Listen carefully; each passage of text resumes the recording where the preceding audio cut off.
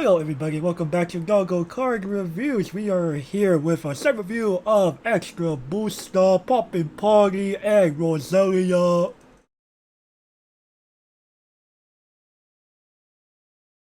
Oh fuck, it's the most over-supported set in the entire game. Literally. I'm not even going to deny that because it's true. I, I mean, dude, that's fucking fact. It is very fact. It's Right? more of, alright, let's get this over with. First for our audience, no limited because imagine playing limited with a tiny extra booster of 6 packs with like 5 cards each or something. No? No is correct. Alright, we start off with none other than Astro Harmony, Saya Yamabuki, level 00 cost 2500 power. She is an on reverse Komei. Okay. I have an actual problem with this card. And I don't with the real Komei. Let's hear it. Okay. It has to do with set context here. Look. For those of you who are like, oh, Komei would devastate the game, I'm going, excuse me, sir and or madam, who would say Komei would destroy the game. When is the last time you have seen Cinderella Girls played? See, I think Komei is one of those cards where you go, okay, you make it once, you realize that it did things during that time, and you realize, your R&D, right? You just go, wait, this is actually bad design.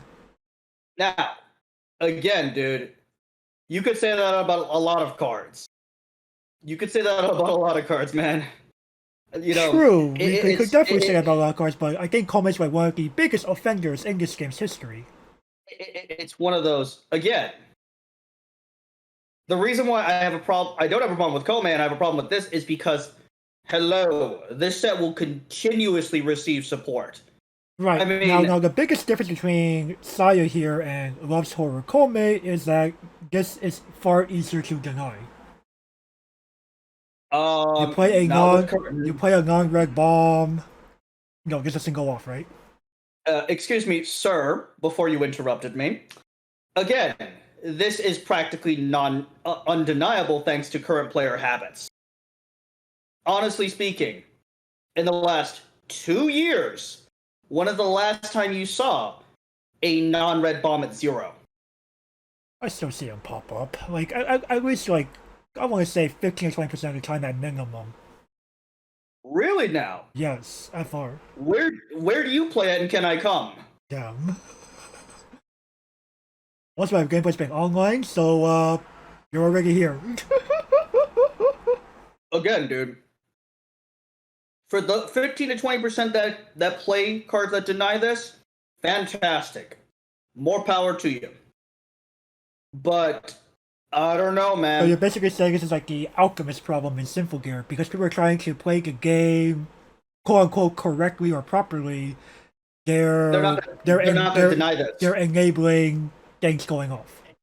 Exactly. They're not denying this. Like and of course this is universal. Like right. It's, again, creating a card like this is kind of just, look, we had one of these before. Look, we had something similar to this in Jinsu Kai-Ni.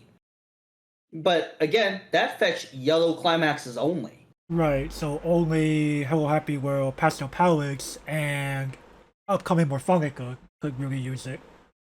Right, this is universal. Right, and even if this whips, Komei has like 1 key cost. If you don't add a card, you don't discard. It's one of those things. It's one of those things that just makes me go. It's not like Resage where even if you reveal and whiff, you're still discarding. Again, it's more of, look, it's a huge problem because of, again, Bang Dream getting support, it might as well be synonymous with saying the sun will rise tomorrow. It is a goddamn fact. Or saying a Call of Duty game will be releasing this fall. Like, right, those statements. Activision be carrying them out like there's no tomorrow. Again, Poppy Kidani and Robert Kotick, are doing something right. Poppy Kidani's pumping out Bang Dream like it's no fucking tomorrow, and Robert Kotick's pumping out Call of Duty like no tomorrow. True. Biggest difference is that Kidani will actually choose to gamble, whereas Kotick, no? I mean, Kotick plays it extremely safe. But again... Like, you do, for Gavin, to remind Gavin to, for the audience out there, Bang Dream as a franchise was effectively a financial gamble. There was no guarantee it was going to succeed. In fact, it was very dangerously close to, going disastrous. Again, looking at Bang Dream as a premise, nah, it was not a gamble. It was gonna succeed, almost regardless.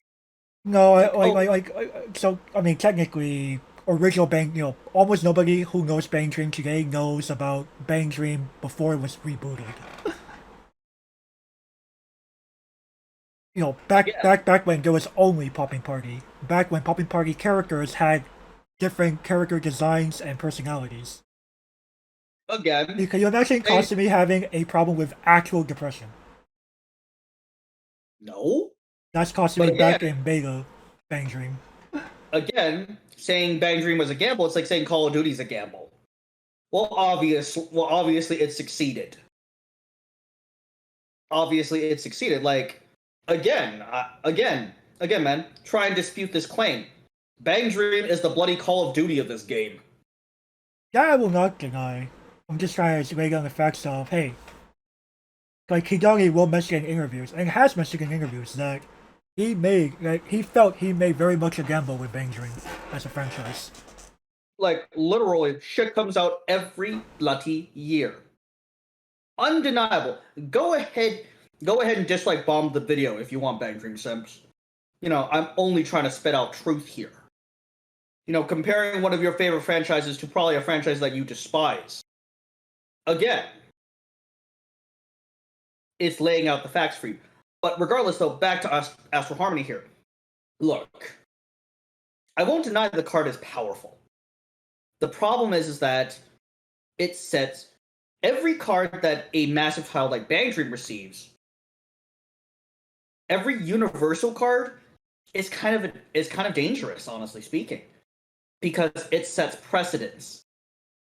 It sets precedents, and it basically tries to create. It basically creates nothing but 50 staples in a deck. The staples.deck problem that Bushiroad was trying to avoid by factionalizing the set. Right, and we are seeing, we are making this a good amount after its release. This release back in late June, we're already in, we barely ended we're in the first full week of July here.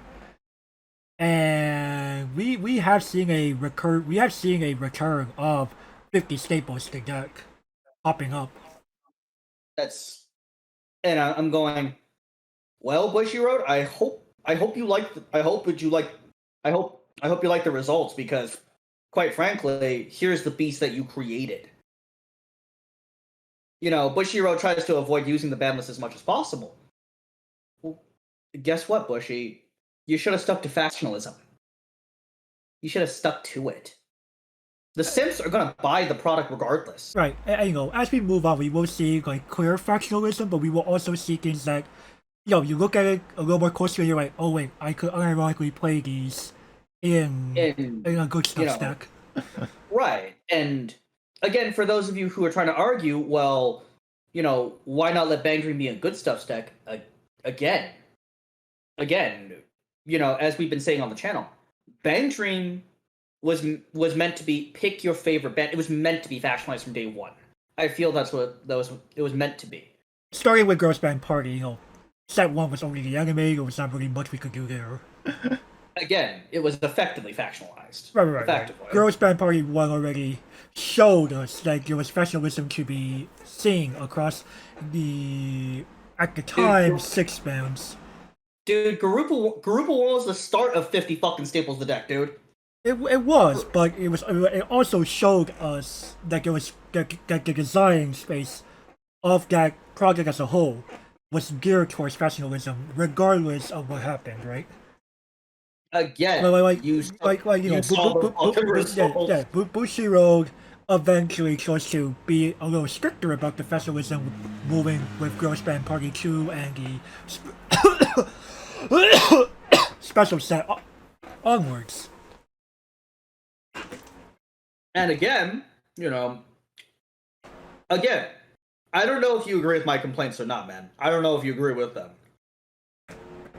No, Like, I do see your point, and I could see why it's a problem.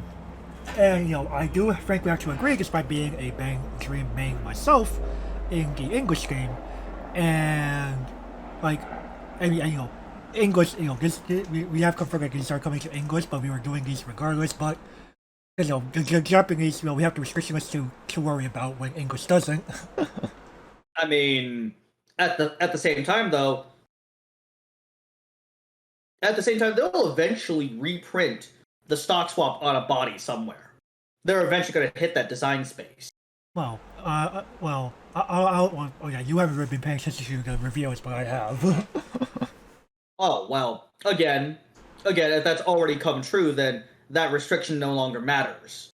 Well, to be fair, it is factionalized. Well, I'm sure somebody will. I'm sure Yeah, somebody will play it. I think I've already seen it being run in good stuff because you run enough of that. You could run enough of that faction where it's a non-issue. So, legitimately speaking, it doesn't. Again, that doesn't really matter. The refresh counter, okay, sure. And Fumio Mark II, she doesn't even have the proper trait anyway. So again, Well, now you're getting a free fresh counter. Just saying. again, literally, the ban list doesn't matter anymore. Is what I'm saying. The ban list doesn't really matter anymore. Minus the cursed card, but they're never going to release that because that is truly bad design. Like it has me concerned, basically. You know, giving giving the most over supported set in the entire game, you know, universal health makes me kind of worried. Right. You know what keeps S tier mostly in check is the fact that, look, S tier won't remain there forever. You know, those sets won't remain there forever. Right, you'll get power crap or additional restrictions occur if current restrictions are not enough to solve the problem. Right, so they either get banned out of existence or power crept out of existence. One of those two. Or both. You know, or both. But, you know, a nigh universal set like Bang Dream, once it becomes S tier, it's practically staying there forever, man. And is that healthy for the game? I would argue no. Like, I'm sure you wouldn't mind playing Bang Dream the card game, but most other people probably would. Oh no, Bang Dream mirrors could be nasty, so I would also get a little sick. Sick and tired of this shit. I mean, literally, Like, I don't know about y'all, but mirrors are not exactly the most fun thing to do, period, in any card game. That I don't know, man. I cannot think of a single card game where, you know, unironically playing a mirror was a fun thing. Barcelona, 2011. It's 32 Cobblades, boys.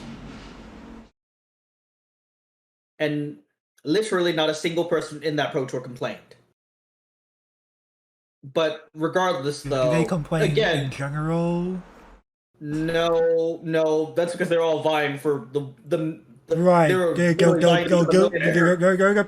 people who play, you know, they are the epitome of play to win. Literally, again, it's kind of the big difference. Like, you're playing to win, you know, nothing matters to you, right? The only thing that matters is victory and money. That's it. Right. And honestly speaking, that's kind of one of the big negatives for turning this game, you know, having cash prizes in this game. You know, you'll see, you know, little deck variety because hello. But regardless, though, you know, honestly, man, I wish we had a rating for begrudgingly's, but We could look into it. Pending I'm still, question mark.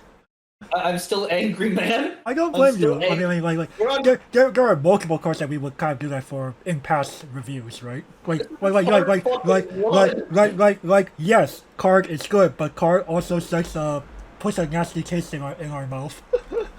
Man, I have to go even further beyond here, but man, Yeah, I'm not happy about it. we ain't got a choice. Card's that good.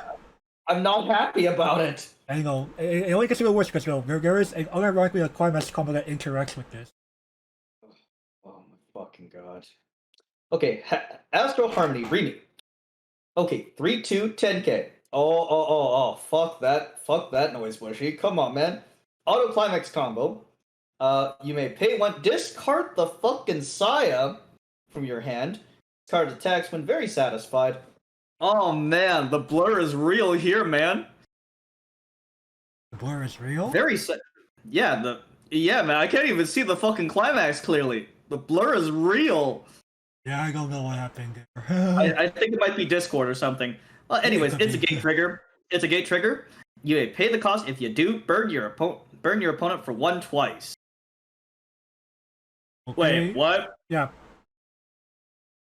Yeah, one choice? It's more of, okay. So this is how they made Darth Vader palatable to Japanese people. Right, they're playing a staple card, imagine not playing Astro Harmony Saya in any Bang Dream deck. And, it's a door. Japan likes door. And it does not need to actually kill things in battle. Nor does it need to fulfill the Fever Clause. It ticks all the right boxes for the Japanese public. Right. Like, it's just 3 instances of damage, fairly cheap on top of that. Oh, come on, man. This is dirt cheap, man. This is pretty dirt cheap. Dude, you can do this on fucking 7 stock, man. Crazy. Even when screwed, most players have 7 stock. True. Well, implying they didn't just slam early plays, but at the same time, I'm going, man, steams my buns, man. It fucking steams my buns. Mm-hmm. Like, here's a tidbit for the audience. I went into this review dreading it. You actually, dude, tell them the story. Right. So Gavin and I pretty much we were planning out our schedule on what should I do for the coming months ever since the Bushiroad TCG strategy presentation of spring. And Gavin decided no, we're not gonna do these on time because I want to do Sword Art Anniversary I want to do Sword Art Online 10th Anniversary retrospective. And I'm like, okay, sure. In return, I demand we do these eventually. And Gavin Gave realized, you know what? There is space in between 10th Anniversary retrospective and the upcoming Is the Order of Rapid Bloom. And of course, it's also not 4 slots gap, so we can't do another retrospective. But it's more of, as time went on, I'm going, oh god, more of this Bong meme shit, man. FR. Yeah, Gavin's like, yeah, no, I'm gonna be the one that's gonna be speaking for most of this, for the most part. Especially because the greater title context more than anything. Oh man, yeah, I dropped off from this franchise eons ago. Right, pretty much the onset of Girls Band Party 2, if not earlier. Right after Vietnam, man. Right after we came home from Vietnam. Like, oh man, dude, I haven't played this since fucking Nam. Like, oh man. And the fact is that, okay, well, Darth Vader being this cheap, sure. Right, and you're already playing the card that enables it. Yeah, I might as well, man. Like, right. Now the question is more, are you willing to play door versus other triggers, especially when you're especially if you're focusing on Poppin'Party. Bro, why not? It's a good trigger. It's a good trigger. But you you could unironically like play standby door and not play actual climax combo at level 1. Dude, it's or hell, play the next fucking combo, man. Yeah, Next yeah, fucking- the next fucking combo. You're right. Next fucking combo, like FR, man. Yeah. Like But before I get there, I was looking at the cards this afternoon, going. So I even told this guy. So I even asked this guy, how much bitching am I gonna do about these cards? It's like it's more of this card. Remy and her chocolate coordinates. Well, they don't set me off. right? This is fairly sane. This is actually, okay, fair enough. And you know what? I don't hate the climax combination either. Right. I've actually grown used to RDW. Mm-hmm. And you know what? In Bloom, so far, it looks like RDW is going to be the winner again. So I don't hate the climax combination. It's more of just Right. And if you're thinking like Poppin'Party could have used it is an alternate door combo or some sort. We have seen like door or standby triggers on other finishes before, but they're either not too appealing or they were to some players too expensive or something. Or I don't know, man. didn't do enough on a card. Most of them are hot garbo. Right. Or hot Perikura Saya, a lot of people definitely didn't really like that. Right. It's one of those things that makes me go again, man. That's why a lot of people play Gold Bar top end back during the Nam era. Or hell, if you're adventurous enough, the pants top end. Right. Door just didn't offer enough despite Door being a universally trigger. What? Happy Christmas costing me, man. That's a door trigger. I meant Door at the top end. Okay. At endgame. Yeah, of course. All the combos back then sucked ass. Can you blame them? No, especially no, I can't. Yeah, I was about to say, excuse me, sirs, would you play any of them, Mr. Bong Meme Simp? Overall, no. No. See? Before we knock the community, we have to ask ourselves, would we ourselves play it? True. True. I kind of want to dial that in on the show. It's just more of, bruh, before we knock the community for saying, man, why don't you guys give this a chance?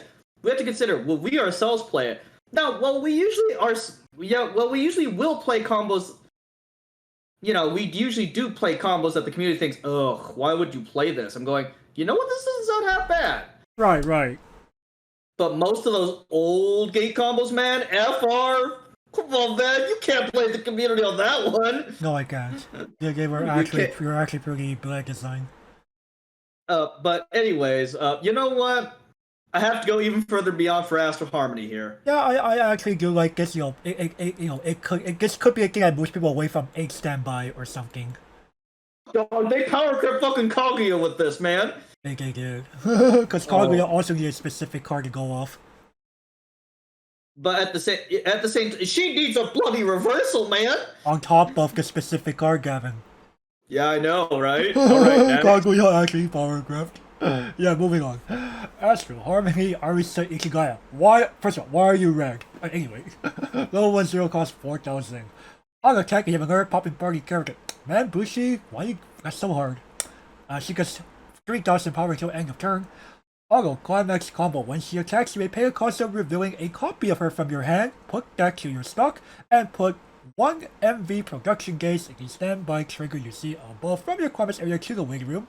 If you do, you may put the top card of your deck to your stock. Look at up to the top 2 cards of your deck, reveal up to 2 Poppin'Party characters amongst them, add them to your hand, and put the remaining cards to the waiting room. Yo, stonks? Oh, okay, man. Why the fuck do you get 3 stock off one combo? To be fair, you could tell that the way this is designed, you can only do this once, right? Oh no! Hello? Okay, dude, that minimizes the amount of startup that you fucking need. True, you only need 2 literally, copies. Rocketing fucking the Poppin'Party player to fucking 1 first doesn't fucking matter. They're not unprepared. Right. Oh, I just need 2 copies of Arsenal and good to go. Seems good. Like what? Hello? Usually I can at least counter powerful level 1 combos saying, dude, if you get fucking rocketed to 1 first, you're not prepared. With the bonsai tree here, that ain't fucking true. That ain't fucking true. Like, hello? On top of, oh, I'm also divination, boys. What? On top of, this is on a standby trigger, so there's a level 2 lurking in the back there, waiting to wreak havoc on top of this extra resources. She also punches you for 7,000. Yeah, that's big. Like that's the same stat as the what was it? Musica Bonks Tae from the anime set. Yeah, right. And I'm just going, okay, the reason why Tae was balanced is because I could give your ass garbage. FR. Right. This? No, bro, I'm gonna draw these 2 cards. FR. Well, sure you know what they are, but I also stonks. Do you care if your opponent knows what those 2 cards are? No, there's a reason why I saw really good people. Like, hello? Like, oh, who cares if they know what Shenlin gave?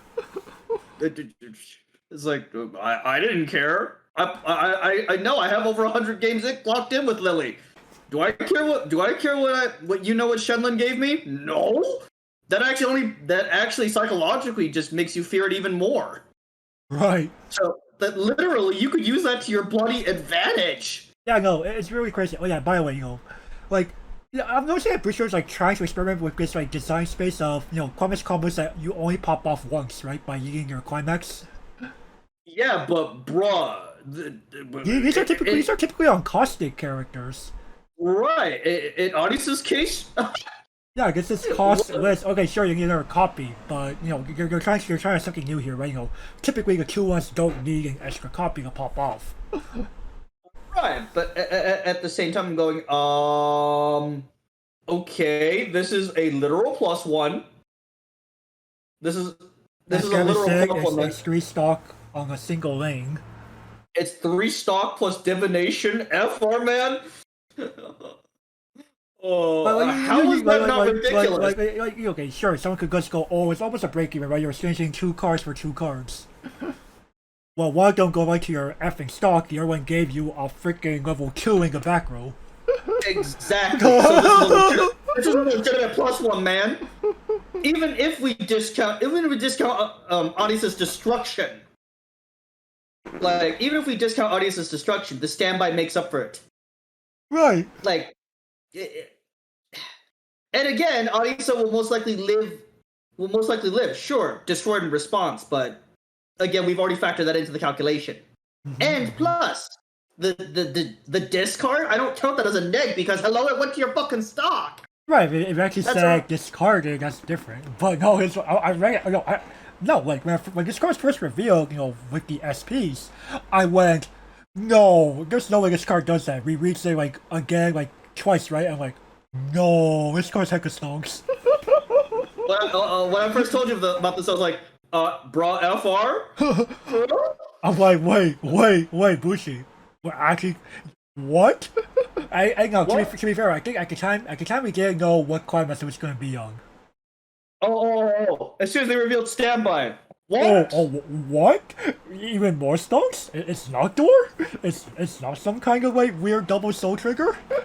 What? How is this allowed, man? This card is ridiculous. What? Yeah, I'm like, yeah, I'm definitely looking forward to playing this. Yeah. Like this is absurd. No, real talk. One of my friends is actually actually high key sad that I'm gonna be abandoning Musica Bong's Tae because Tae's his favorite girl in Poppin'Party. Oh well, man, you get to play fucking bonsai trees instead. No, I gotta play fucking bonsai tree in the wrong color. She's usually blue. Right. What the fuck happened? Like, I looked at some cards, I'm like, wait. No? Why the fuck is every king in Poppin'Party red? This is not right.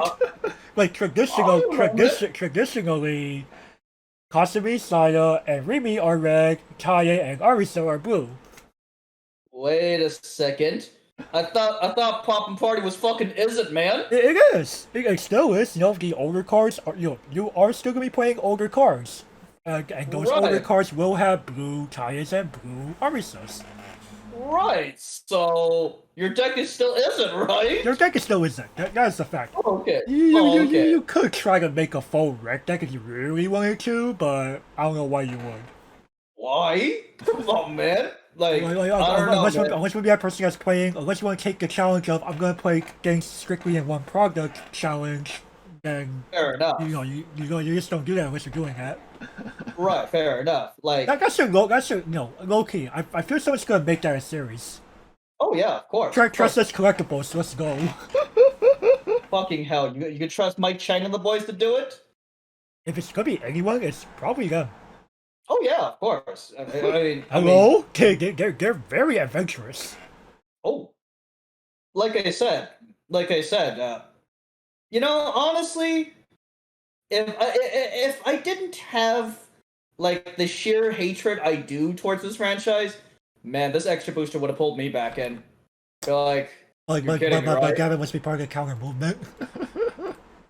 Gavin wishes the game was less about the first party and much more about the third party. Oh, dude, this game was built on third party. It really was. He's not wrong. The couple, Persona, Fate. Come on, man! You always tell me know your damn history. Right. And, as a historian, as the resident historian here, I cannot say that Gavin is wrong. Like, come on, man! Look, things like fucking ZNT. Right, Milky Holmes wasn't a thing until like 2010 or something.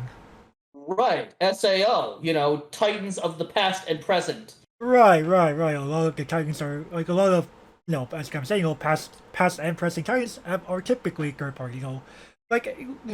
It's not like if any collaboration card game has the biggest concentration of first party, it's gonna be Rebirth for you. They got Banking, they got Rebirth for you. They have Red Starlight. They have upcoming New Japan Pro fucking Wrestling.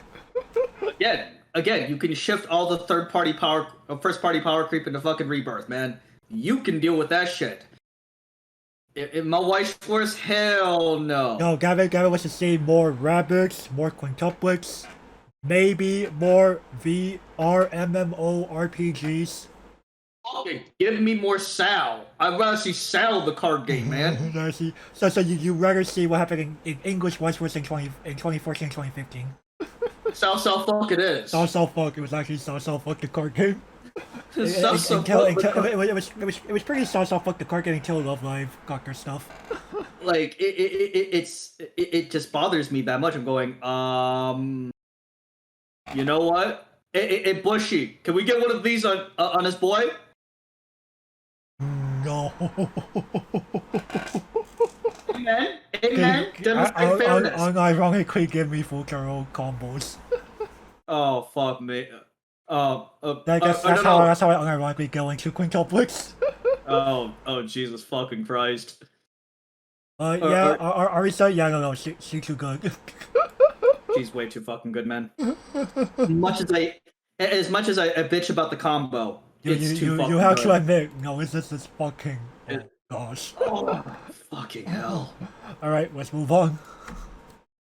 Okay, breakthrough time. 0-0-1500. Okay, enter the battlefield, look at the top two cards, rearrange them. And when your climax is playing your climax sphere, you may bounce this back, choose one of your guys, get them +1 soul. What this easily pairs up with? I wonder. Actually, this card is, if I remember correctly, is a copy of a card from Overlord, the Albedo. Right. I'm trying. Now we do have cards that could return to hand to do things in the past. Because Bang Dream was the title that debuted at Standby.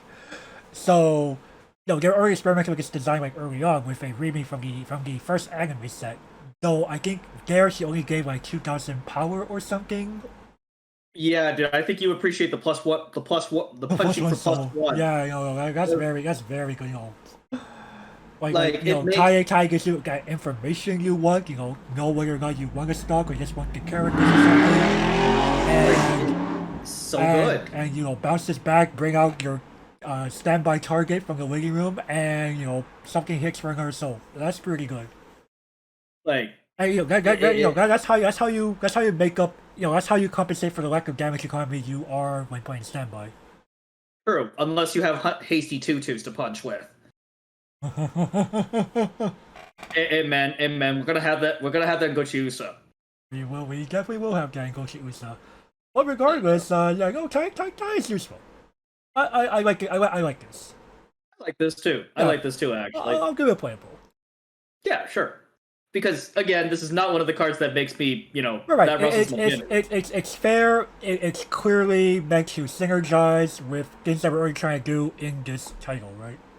Fair enough. All right, next. Alrighty, we have Breakthrough Arisa Ichigai 00 her again. Why are you red? Anyway, she's also an on-play. Rearrange the top two, and she's also a drop search. What? I thought you people already have one of these at home. Not the on-play rearrange. Or no, not that. I don't remember one. Oh, okay. Well, again, I remember you people having the drop search already at home. We already have a drop search at home. We do. We have quite a few of them actually. Okay, ones that aren't like $30 pulls. Yeah, no. I mean, there's the infamous Kokoro. Again, man, that's all fucking trait, man. Wrong band. Alright, fine. You could literally play the vanilla drop search. Okay, fair enough. But And if I not think that, you could play the anime, the A New Start style, the drop salvage. oh, come on, man. You know that's not the same. Right. You know, I'm just saying, it's something, right? But still, the bonsai tree. Well, hey, look. It helps us Vietnam veterans recover. For those of you that haven't played Bang Dream since the Vietnam era, honestly speaking, Arisa helps you out. And what? Oh my god! This is an art. That's a rare. Ooh. Yeah, it's a rare. Yeah. Oh man. Oh, come on, Bushy. Come on. Yeah. When you make an extra booster that unironically contains double R's, you kind of have to space out your R's very differently. Again, dude. Double rares and extra boosters have been a thing since eons ago, man. No, there's definitely some progress that we have recently that were only R in common. Frozen Bonds, FR, man. No, Frozen Bonds it's not one of them. Frozen Bonds at double rares. Yeah, that's what I'm saying. Yeah. No, Godzilla had them. No, there were definitely. I just double gotta rares, look. I gotta look a little deeper, but there were definitely something. There's gotta be something. I would say this adding double R's and uncommons to extra boosters has definitely kicked off a friend of mine who really liked the old extra boosters. Hey man, The simpler times of commons and rares and foil commons and foil rares, and when your SPs had the same card number as the base rarity, so you don't have to worry about that when filling out your deck list. Hey, come on, man. You tell them to live in the 21st century. Down. The 21st century, man. That's like World War I, man. It's funny because I think they didn't get their first smartphone until the past 3 years or something. They could be Soul Sleeper. What's a smartphone? What's a smartphone, true? Hey man, you can't fall for gacha games if you don't have the fucking phone.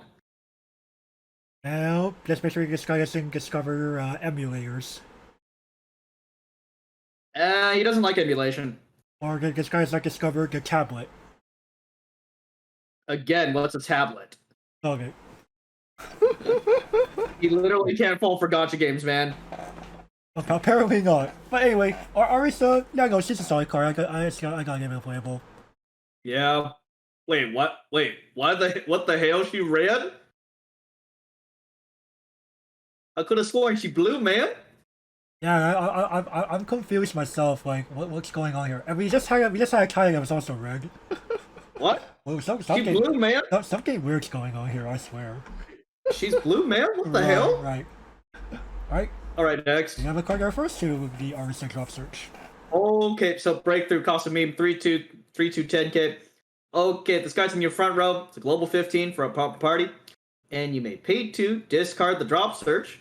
If you do, you may pay the cost if mill the top card of your deck and deal X damage, where X is the level of the card milled plus 1. Okay, so this is actually a throwback to a costume from the first set. Where That was like P4, dude. Yeah, that was a pay for it, so Gabby actually knows what I'm talking about. Yeah, of course. I ran that card like late. I ran that card very late in my Bang Dream playing career, dude. Oh, got it. It was like I like a throwback. I definitely do as well. It's kind of a here's Musashi, kinda. Right. You know, the original card was also not quite Musashi, but it did the same thing, but with a much heavier cost. But again, I believe it also required us to ditch a card.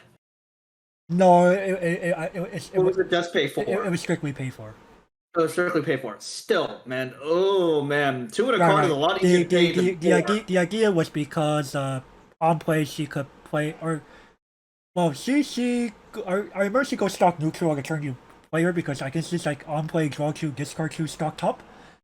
And if you did play her Quamas combo, you could also crap out something for free. Right, and then of course she had the Musashi ability, basically. Right. Now this cost me here, chances are you are, when you're playing Poppin'Party, you're probably playing standby as one of your triggers, right? You trap this out for 0, man. Yeah, you crack yourself for 0 and then, move her up to your front and unironically, on attack, do some extra damage as early as level 2. Like, that's ridiculous. While your front row is like, how big? Yes. Yes, I mean, dude, even this card is yes big because fucking 11-5, hello? Right. Like, it's one of those things that I'm gonna make a prediction here. The more good standby tokens I print, the more people are just gonna play bombs. Like 4 bombs might eventually become a thing. Well, we're already seeing players in the English format, because Dao has become really big and Kaguya has released. They're already playing like 3 bombs in some decks. Jesus Christ! Like a lot of Dao lists are playing the 1/1. The Yoshino, right? The Yoshino, yeah. Yeah, the Yoshino. Like again, it's more of when this eventually releases to English. That might push people to play that 4th bomb. Perhaps, because I do see a powerful standby based deck coming, moving forward. It's pretty obvious already, man. Right. Now the funny story is in English, because in Japan this released before Morphonica and Venezuelan, like the week before. I believe in English, so Morphonica and Venezuelan is coming later this year. I think they're saying that Poppin'Party and Roselia do not come out until 2022. Fair enough. But at the same time, interesting. At the same time, I'm going. I'm just realizing the potential metagame implications. I'm going right. And English more so because Kaguya, Day Alive, and this. Oh, and Slime too. Yeah, I mean, literally, English players 4 bombs, man.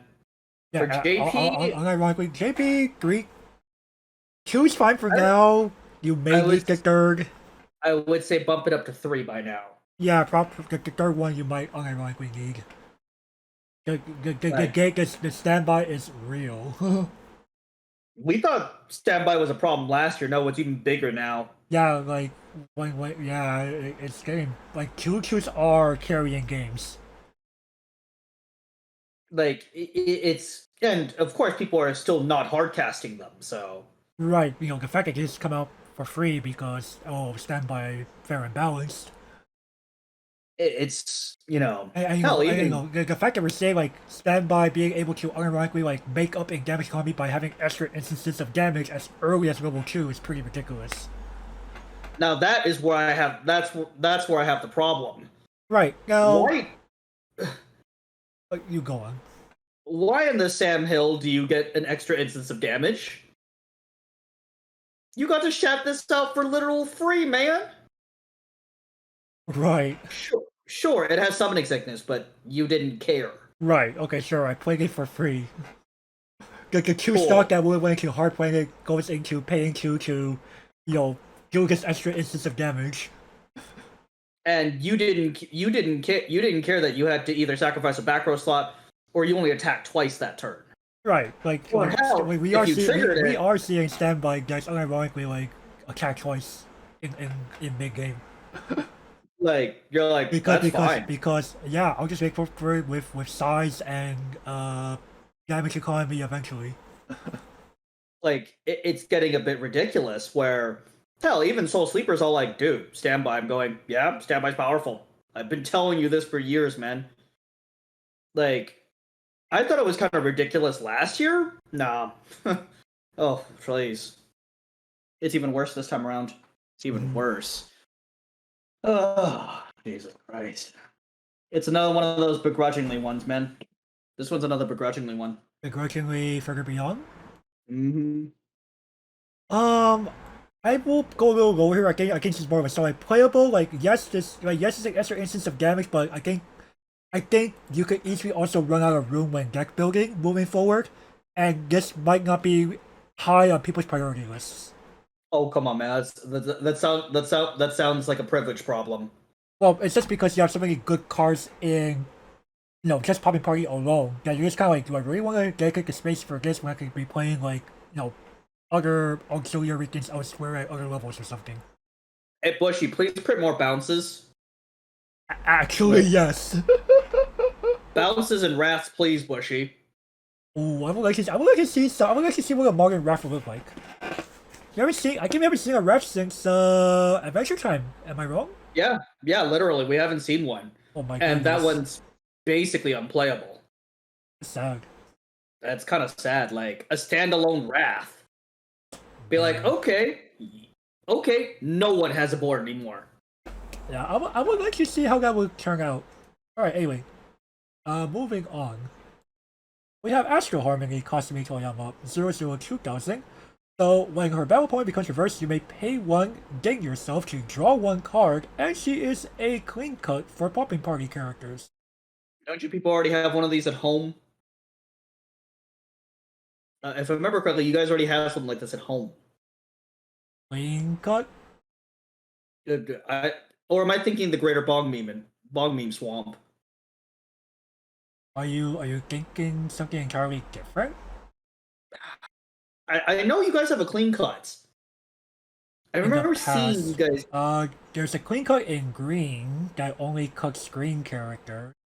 There's a Roselia clean cut that only cuts Roselia characters.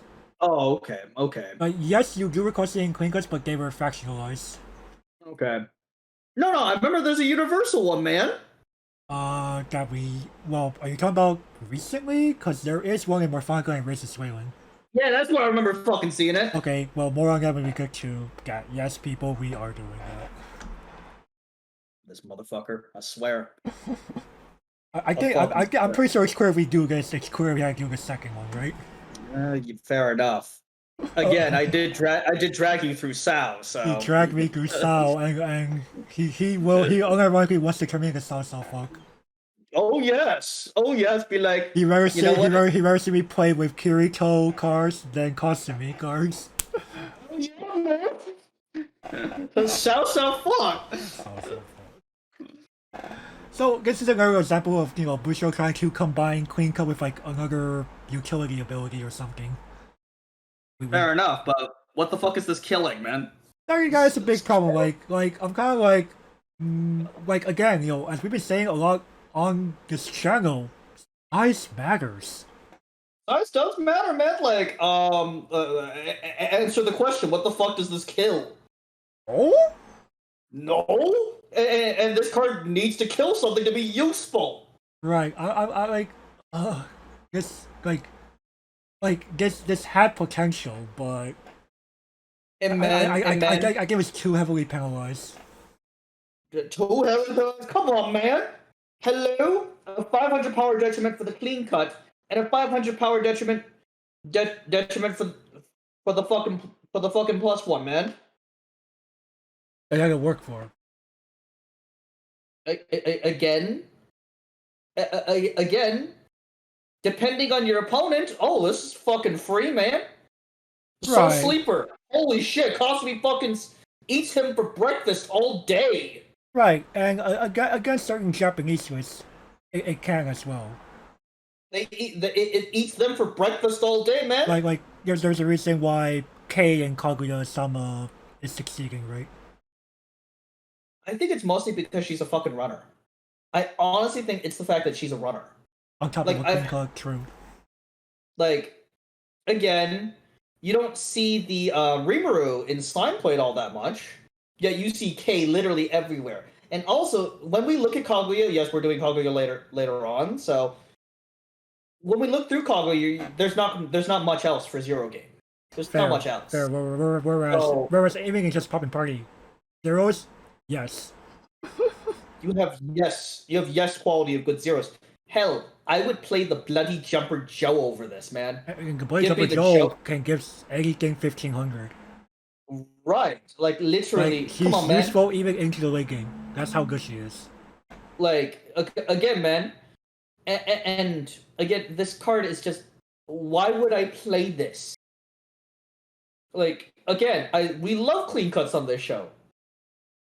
Like I this thing is cheap. Oh. Is it actually time?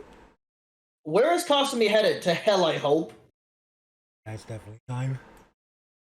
Oh, I'm sorry, man, but actually, I didn't have to look that one up. I had it ready. Whereas for me, I will actually go. The only thing that Kasumi deserves is a quality performance with Mashiro Kurata. Astral Harmony was a dual concept between Poppin'Party and Morphonica, by the way. That's why we're seeing an Astral Harmony name pop back up in Morphonica and Razor Wayland. Oh, fucking hell.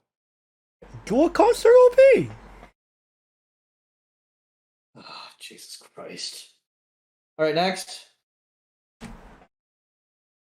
Alright, breakthrough repeat 0025. Let's see here. You may pay 1 when you play a climax. Oh no, it's Fugo, guys! Strictly for Poppin'Party though. So it ain't going anywhere else. Fair enough. Okay, Yeah. so we have seen this in GOG. Right. But But at the same- that can also get like yes number of other things. That's not the main reason why we played Hina. Correct. Hina Fugo. No, Come on, man. we are playing it because Phyrexian is OP. Yeah, I was about to say it, but just the standalone. I don't know. It's extra mil if you need it. I think I would prefer the Brainstorm over this, unironically. Or rather, like, okay, so funny story is, so Poppin'Party did get an Amagi. Problem, it's not active until level 2 at the earliest via standby. Again, man, by then it's too fucking late. Right, that's why I look at the card, I'm like, okay, this card had a red idea, but why is it like way too fucking late? If it was a 2-1, it would have been playable. Right, but it wasn't. Or even like a 2-2 back row card, that would have been fine too. But no. It doesn't fucking matter how much it costs, man. You shout it out for 0. Right. Like, Come on, man. I'm pretty sure we're saying like Simple Gearless playing the 2-2 Mario back row. Cause that card's pretty interesting. But Remy, Shout it out for 0, man. right. Now Remy here. Now, okay. Here they like fix the problem, right? Here is the new like Amagi replacement for 2021. It's at level 0. Okay, cool. That's good. But No, am I willing to clog my back row up with this card is the real problem. Or do I just ironically put it out in the front row because 2500 is actually not too bad? It's not shabby. It's better than the fucking clean cut, man. That is true, that is a bigger number than a clean cut. And 2500, hey, we've seen some... Hey, Astro Harmony size to 2500. Right. So, unironically speaking, this is better as a fucking frontliner, man. Right, and I think you do play this, that's how you should be using her because, you know, especially if you are playing the standby variant, you know, you just don't have room in your back row. You have to, like, keep something, you know, be it a Brainstorm or some other utility card, and a free, you know, either a Breakthrough Taie or just the empty slot. Adore's big sister Remy, man. My preferred back row card in this deck. Yeah, Adore's big sister Remy, yes. And man, I actually remember that card. Okay, I actually remember that card's name. Holy crap! Yeah, you actually did. It's more of, well, again, man. Well, I don't know, man. You're the bong mean. You're the bong main here, man. Like, the thing is, you know, this is one of those, you know, if you feel like you have the space, you could consider it. Otherwise, you know, there is not much of a need for this. You know, you already have a decent amount of deck travel if you do it right. What's fucking next? They're gonna give this. They're gonna get this this bad fucking Azusa. Calm down there, buddy. And man, you would cream for that. I know it, sir. Okay, sure. Pastel Pass already going on reverse Rize. We have Azusa for yellow. But, man. Hey man, just say it, man. What's next? Azusa for this fucking set? Okay, Azusa for this fucking band. Excuse me. It would be very nice, but I don't think you're gonna go that far. No, that'd be way too generous. Yeah. Actually, no. Fucking give it and then fucking ban this set. Hit it again, boys. Yeah, they could do that. But regardless, though, I have to niche this. You'll niche That's as nice as I'll be. I'm doing it for the chocolate cornets on this one, man. Right. I'll give it a playable minus. Like, I think people will consider it. Maybe as like a 2 of or something. That could still be like a frontliner and unironically, you know, profit off of a climax. I almost quoted this. Like a pseudo climax combo. You know, pseudo full go with anything. Fair enough. All right, next. All right. Breakthrough Saya Yamabuki, 8500. Although when she is put to the stage via the ability of Love the standby screen you see here, you may pay a cost of putting that climax from your conservation way room to stand this card, i.e. our Hasty Beater. What? Wait, this is Umi except worse, guys. Yeah, Umi at least is recurable. This? Well, again, man, it's 2285 with haste. It's like, what? Like, okay, that's not too bad. The problem is, will I unironically play this over Astro Harmony Oriso? I wouldn't. No? Come on, man, no! Right. That card is OP! Right, and you know, why would I just play 8 standbys for the sake of standby? Like... No? Like, you even have the costume meme standby from last set. Right, volume 2, you know, we have the burn 1 and then attack and then burn 3. Or hell, why wouldn't you just play the fucking Remy finisher? Right, you know, standby door, RDW. Again, man, like, or you could be spicy and play a 3-3-2 split. I mean, you could be. You could, but I argue, you know. Why would I do that? Why would I do that? You know, I barely, like, I've seen people do it in Rebirth for you. It makes a little more sense because the game's a little more RNG there. But. Not in Weiss. Not in Weiss Schwarz. Like I haven't even considered, like, you know, my teammate Megalane has done, like, 4-2-2 or 3-3-2 or something like that from time to time and has seen it to decent success in Rebirth tournaments. But yeah, no, I wouldn't do it in Weiss Schwarz. I mean, I've seen some people consider that climax, but I'm going, that's being awfully greedy, and I don't think the payoff is here. I think you're only doing it because once they see that they have a card like Astro Harmony Saya, they're like, oh, I could be a little more monkey with my deck building. Even then, dude, like the monkey thing would just be I feel that's what I feel. Can't be one of the only things that I would justify it with. Like you do it only because you have stuff like that. And dude, even if you were doing the monkey approach, the monkey approach would be 4 standby / X, whether it's the standby from Volume 2 or it's the gate trigger from this. One of those two, dude. That's the monkey approach. You have to remember, the monkey approach is the oversimplified approach. And why complicate things more with something like Breakthrough? True. Like, I guess what I'm trying to say is more of, someone that wants, the Greed Monster, or I guess I would say cards like Astro Harmony Saya enable Greed Monster approaches a lot more. Okay, that's the Greed Monster approach. Like, I think you were using the terminology. You got the wrong terms there because, Breakthrough? I was sorry more like, some people kind of build their decks like a little too monkey, trying to want everything when it can't really work. Again, man. I.e. most god lists. Have you seen those? Those are greed monster builds. At the same time, with how God as a product release, it's one of those not quite easy to solve titles.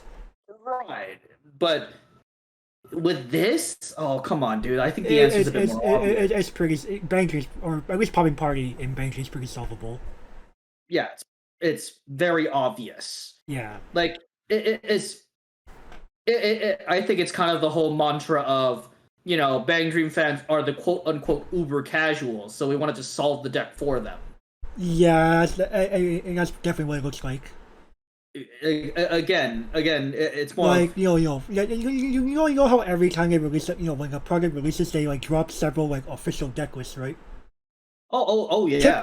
A typical Neo Star probably gets something like, I want to say 3 to 4 decks at most. Bang Dream, yes. Yes, it has, infinite amount of them. It gets pretty crazy. But, and I don't think even the official builds would use Saya Yamabuki unless, somebody from upstairs ordered them to. Because, honestly speaking, yes, if Odisa didn't exist, okay, sure, I could see it. But it's hard to justify. Right, I see Arson, it's hard to justify literally anything else. It kills both deck diversity. Like, a card like Odisa just kills deck diversity as well. Because why would you play anything else? Mm-hmm. The only time you don't play Arson is you're playing good stuff, right? But at that point, you're doing something entirely different.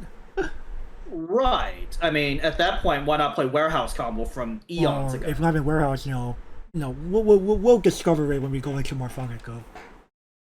Fair enough. I was surprised that they were still making, despite introducing new back, they're still making decent universal stuff.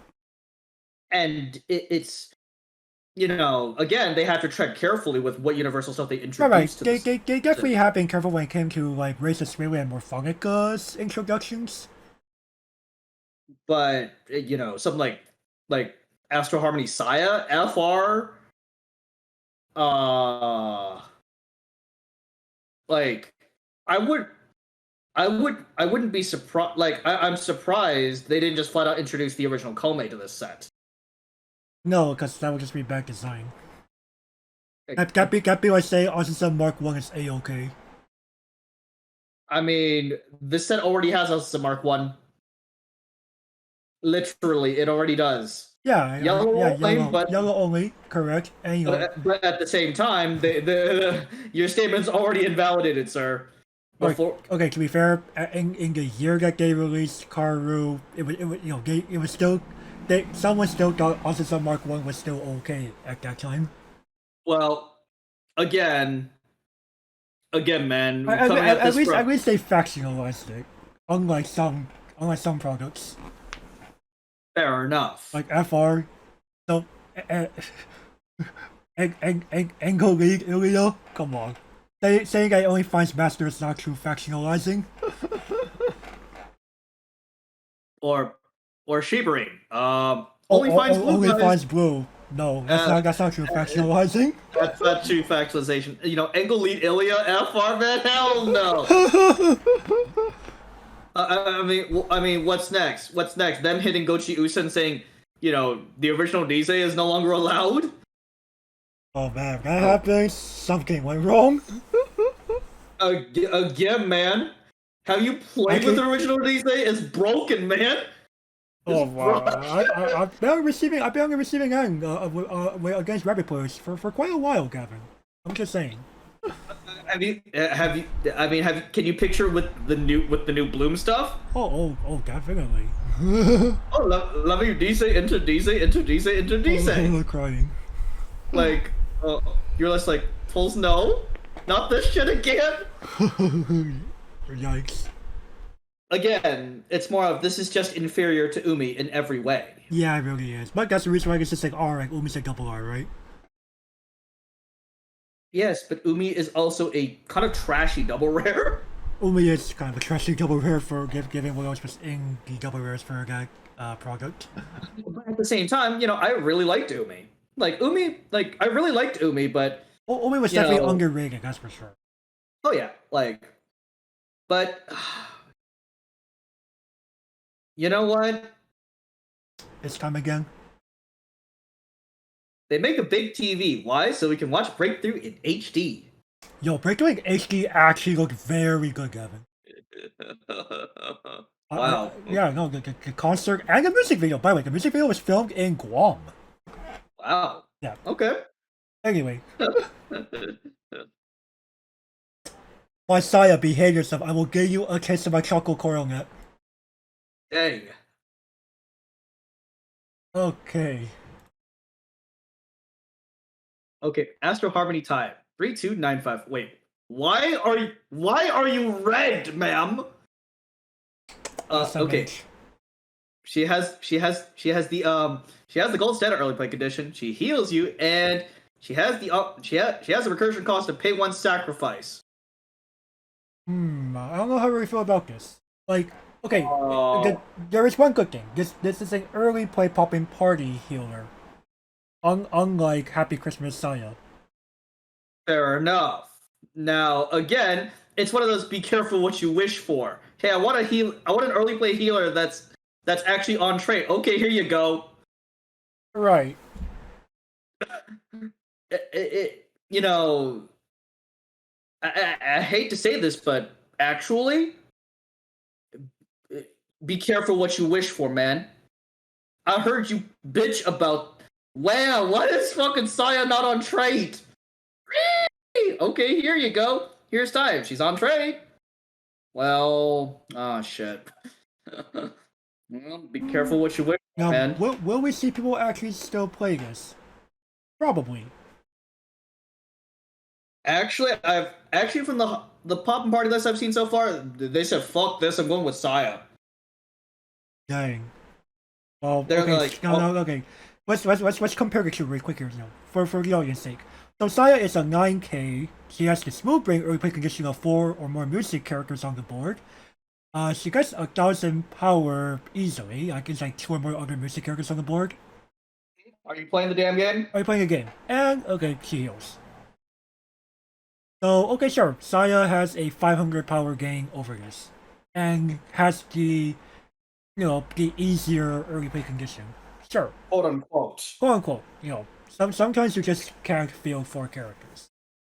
And then I just refreshed. Ty go. Right. There you go. Now, okay, Tai. Okay, she's a base 9/5, and she has a recursion. Chances are you'll just sacrifice a character that was going to die anyway. Exactly, man. You're effectively playing more of a regenerator. Again, man, why would you not play this? Like, would you personally play this? I think I could justify making like some space for this and taking out Happy Christmas Saya. Saya's hot garbage compared to this, man. Right, Because, Saya doesn't have, that Happy Christmas Saya does not have the Poppin'Party trait, because the Poppin'Party trait was not a thing back then, for and whatever does reason. not have it does not have recursion, man. It's never had recursion. Oh, alright, I was finding power to gain recursion. I'll take it. I'll take. I mean, Sai isn't killing shit anyways. Right. You're like, well, it's not much of a drawback, honestly speaking. It I really, lost 400. it really isn't. So overall, I gotta give Ty here with Sai playable. Yeah, I have to give her the playable. Like, honestly speaking, Now, you're playing a good stuff deck, you have other early play healers you could work with. why would I play this in anything outside of Poppin'Party, man? Right, you have wrong. Excuse me, so Ron does not have real recursion. Sacrifice Afterglow, FR. Come You on. play a fair amount of Afterglow. And all the time I play Ron, Ron's dead. FR, Yeah, you have a she did. Himari and hang a discard? Get out of here. No. You thought I was pitching Mocha, FR? Come on, man, fuck out of here. Come on, man. Ron was usually Okay, but dead. at least Ron bypasses anti-heal. Did she heal to exile? I think so. Yeah, she can. Oh yeah, she healed to exile. I Yeah, usually heal. she's like Omi from Summer Pockets. Yeah, I usually heal fucking the Sio Bomb, man. Or usually other worthless level zeros. I was like, oh yeah, I'm gonna heal this to exile. Excess brainstorms. Yeah. Oh my god, it's so. She was good. Yeah, she was. Alright, let's move Right on. next. Alright, Mirai trains Saya Yamabuki 001500. Your other level 3 or higher character in your front row service focus 1000 power, and she is a self-tapped search brainstorm for Poppin'Party. Bruh. Goodbye, Remy. Hello, Saya. You could argue. Though, again, man, how much do you value that plus 500, man, on your turn? It could matter, actually. It could matter. The one time you get one of your columns plus 500, man. Hey, I've had it matter, Oh, yeah, true, actually. It does kind of matter, actually. especially early game. Oh, yes. But, come on, man. And, man, you get to access the inferior zone. True. I'm like, accessing the superior zone. Man, why couldn't this be Kurumi? Oh, it But- will be double R. Because it's like uncommon, Gavin. Oh, this is uncommon? Well, shit. And man, rarity doesn't really matter since we're not doing limited, okay? We're not. I'm just mentioning, like, whatever you want to pay for. Fair enough. I It's wasn't talking about in a limited contest at all. $8 versus 30 cents. Your Right. choice. Wow, for me, it's And, only man- $8 in JP. I can price check that right now. Actually, let me price. I'm like, $8 sounds too cheap. Even for JP. Wow, even for fucking JP. Wow, let me fact check that real quick. Yeah, I'm curious. And I'm like, what? How much maybe only $8? No way. That can't be right. I mean, dude, a fucking counter from 2016 is $13. That's a different issue. That's a much different issue. She's from Garupa 1, right? Yeah. Okay. Oh man. Goddamn SP count. Jesus Christ. You mean SSPN, SP count? How many? Hey, Yes. She is 5 bones, man. A Lincoln can buy her. What? She's even Link- cheaper?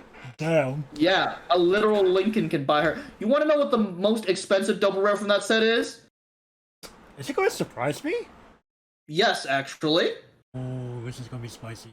Alright, I'll take it. Birdcage Diva. Birdcage Diva, Yukina Minato. I don't see it as being too surprising. Really now? Okay, when we go to the Roselia section, it'll make a little more sense. Yo, no one played her ass! F4!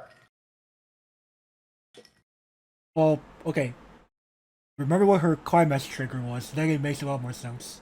Oh, right. The climax trigger matters, why play that? Why play School Festival combo in Volume 2 when you can play Yukina? And actually, Birdcage Diva still probably remains the best finisher in Roselia. On top of that, you have the Residence package. True. So, legitimately speaking, Birdcage Diva's back. Yeah, anyway, but more going to get to Roselia's section here. So, Saya, okay, if you prefer to, like, get more information from your deck or something, this ain't too bad. I mean, we on Doggo Card Reviews tout tutoring brainstorms as superior. Especially if your Climax combo is a salvage type. If anything, we promote, like, have your brainstorm access the zone that your Climax combo can't, kind of thing. We're divination at 1, man. We're divination at 1. We're divination, so it is deck access, but it's also not like straight up deck access. Dude, we drew 2 cards. We drew 2 cards, our opponent knows what the fuck they are. Exactly, like, it's divination, man. But we also put something in here that we don't know about. True. Unless we use Breakthrough Taye. Yep, super fucking good. Or Breakthrough Orisa, and I already knew what was on top. Dude, breakthrough Taye. Let me draw these 2 creatures. FR. Let me draw these. Wait, not even stock. The characters were that good. Yeah, I was like, fuck it, man. I'm gonna draw 2 creatures, man. Like, it's my 2K Saya counter and anti-change bomb or something. What are you defending? The bonsai tree's gonna die in response, man. 4,000 toughness, FR. The 2-2 you brought out with the standby. Oh, the one that the poppin' color Saya Yamabuki that doesn't need help. Hey, sometimes she does. She has regenerate, man. And people could cuck regenerate. True, I have said that on the show before. It's so easy to cuck regenerate. But at the same time, though, young dog, I don't want to know where you play it if Saya needs actual help. Fair. Anyway. Saya. This is not a bad alternative. Yeah. Give this a playable, man. No, this is solid playable. Like, sure, her secondary ability is not come online until a little too late, but level 2. But hey, you know what? It could actually matter in some matchups. Yo, make tie a 10-5 in the center. Oh, I was gonna say that, asshole. Or if you're playing Breakthrough costing me. Ooh, make her even bigger. Make her 12-5 if you want to. Jesus fucking Christ. 12-5 early play that you could just regenerate? No? Crying. Okay. Am I lying, man? You're not. Alright, next. Toward the tournament. Adisa. Okay, 0-0-1500. This card frontal attacks if you pay the cost. Choose one of your opponent's guys to get -1 level until end of turn. It's also level 0 bomb. Interesting. We're semi-copying things that were being done in Assault Lily. Fair enough, but we could turn opposing standby targets to level 1 so we can bomb them with our own level 1 bombs. True, we do have those. But actually, yeah, we do have actually one of those. Wait a minute. That card's off trait though. Fuck. Oh, your problem will be solved in let me see how many cards it's going to take to get there. Your problem will be solved kind of soon. Okay, so the strategy, I did not just come up with that out of thin air. You definitely did not come up with that out of thin air. and then that's something like Soul Sleep. That's like a Soul Sleeper style analysis right there. But regardless, though, you know what? That doesn't sound too bad actually. It doesn't. Like you could use Orisa to take out like pesky level 1s if people are playing those defendable level 1 combos, right? I mean, this could be a good payout you might need if you did bigger than a standby or something. Bigger standbys or So here's one thing. Also, with like a recent trend when it comes to like standby decks. No, we either have like a bunch of twin drives, or we have like on attack like pay 1 duel with something else. Oh, of course, yeah. There's a bunch of pay outlets now. There's Yeah, a bunch. and are we still here? You know, she could take out a threat, you know, like by lowering the level. I like the innovation. I do too. You know what? Wow, the set's not pissing me off nearly as much as I thought it would be. No, I think I could give this a You know what? I'll be extra nice to our. Why is this red bonsai tree the playable? Yeah, why is this red? It's very true. Yeah, I have to agree here because this is I like the design. All right. We're nice to level 0 bombs. FR. Well, this is I like this design on the Level Zero bomb. I actually do too. Actually. Yeah, Oh, right. actually no. The 1175 they shout out. Well, be prepared to pitch the card, sir. In response to Level Zero Lamo. Hey man. That's hilarious. That's hilarious. Pitch the card or it dies. Pretty much. All right, moving on. New stock position: Warrior Blue, Taihang Zono. 002K on play or when she becomes reversed in battle, surveil. Wait, isn't this the rancher card from fucking Precone, man? It was also that one Kurumi card from Gale Life. No. It's also when she attacks. Oh yeah, she went way too far. Also. Oh no, she was on play, on attack, and when dies. Yeah, when she dies. Literally all three of them. Yeah. Like, wait, what? That's why I said the rancher card. Right, fair enough. Yeah, rancher card. You're right.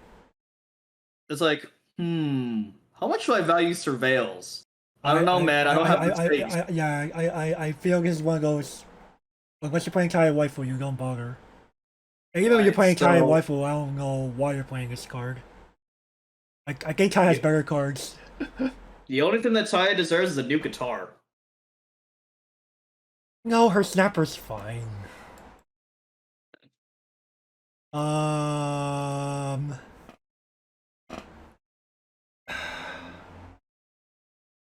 me think here. Yeah, I can't. I gotta give a good one.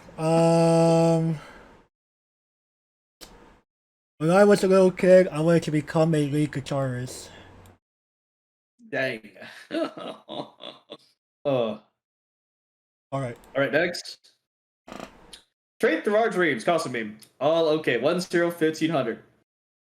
Let's see here. You may clock a Poppin'Party character from your hand and tap this, draw 2 cards. Alright, so funny story about this card was, a friend of mine, saw that they reviewed the god book. And he linked me this card. And he's like, hey, this card sounds pretty good. And I'm like, I read it. Is this just saying I get a second clock phase, but it's limited to what I could clock? Why would I play this, man? Like, the only thing I could see that you would do this is you automatically stand by interest at level 0 and try to propose something level 1 even quicker. That's like the only reason I would even consider it. Why would I have to stand by in the bonsai tree? Right, I have better things. I could stand by in at 1. I'm like, or at 0, excuse me. FR man, and hard casting this at 1. I'm going, no. Like, how desperate must I be to, like, getting extra draw 2? No. Like, by level 1, my hand should be like fairly Gucci. Right, unless you fucking bricked. Right, but if I break, I'm already in a losing position, right? Yeah, I'm about to say, man, you're dead meat, but... No, is this card complete garbage? Oh man, it's pretty close, man. It's pretty close. I'm very tempted. I'm tempted as well, but I would say in certain strategies, if you're like, in certain Poppin'Party strategies, I could see it as being like unironically useful. Dude, you have to clock a fucking creature card to do this. Well, I'm talking about like decks that need to like, go deeper for like things like events or something. Come on, man, that's super niche. You know that. It is very niche, but it is a valid line of play. I could see people considering it for like those reasons. That's grasping for straws level analysis, man. That's grasping for straw. That sounds more like you're grasping for straws, but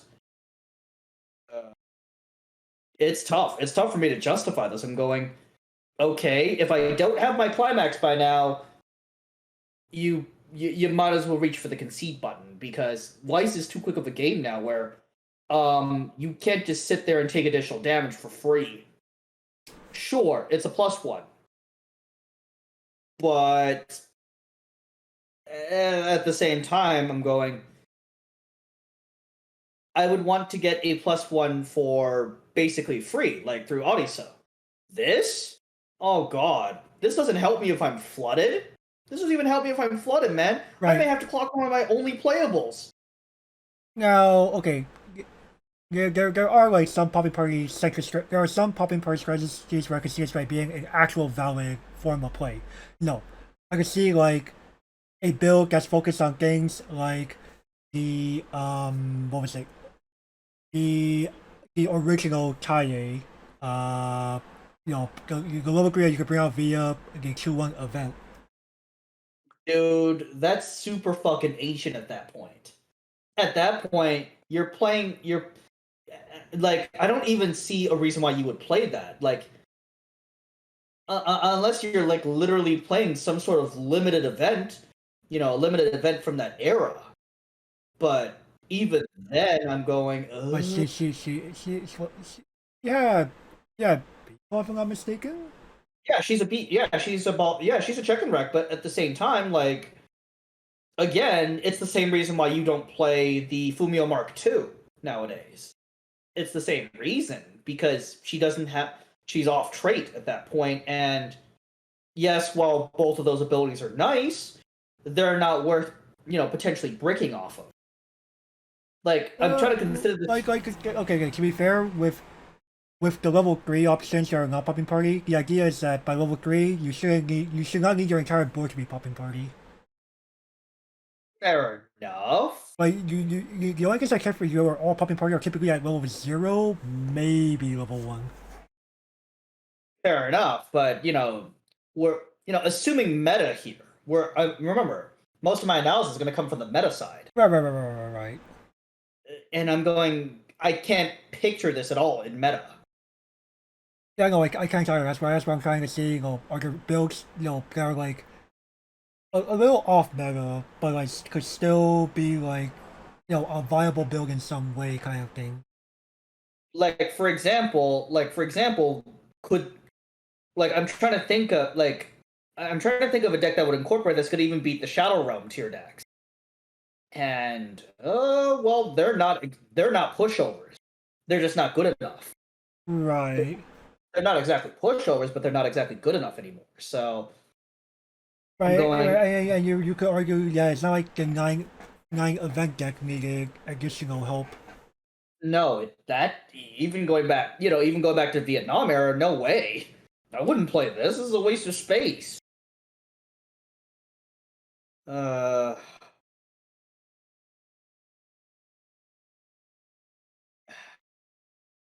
Yeah, the only thing that Costamine deserves is, well, a well-deserved break.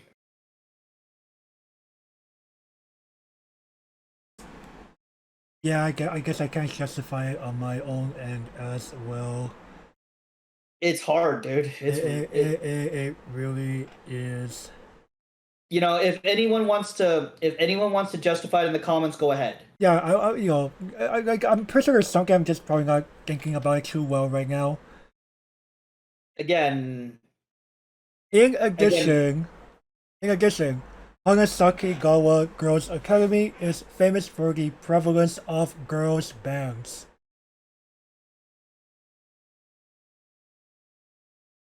Alright, next. Okay, towards the tournament, Kasumi Toyama 1-0-4000. On play, choose one of your opponent's characters and it gets the following ability until end of turn. This card cannot return to your hand and cannot be put to your memory. And on attack, you have 5 or fewer cards in your stock. G-Boost roll is a little difficult. She gets 3,000 power until end of turn. Hey, look, a nice beat stick. And actually tells Chase to sit down. And Aaron profiles, you're dead. Yeah.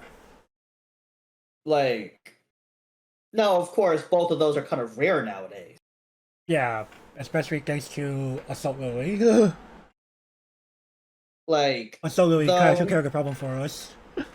Though we could see a resurgence with Brazaya 2 coming, so. True, Kazuki is running amok. And killing anti-heals for free?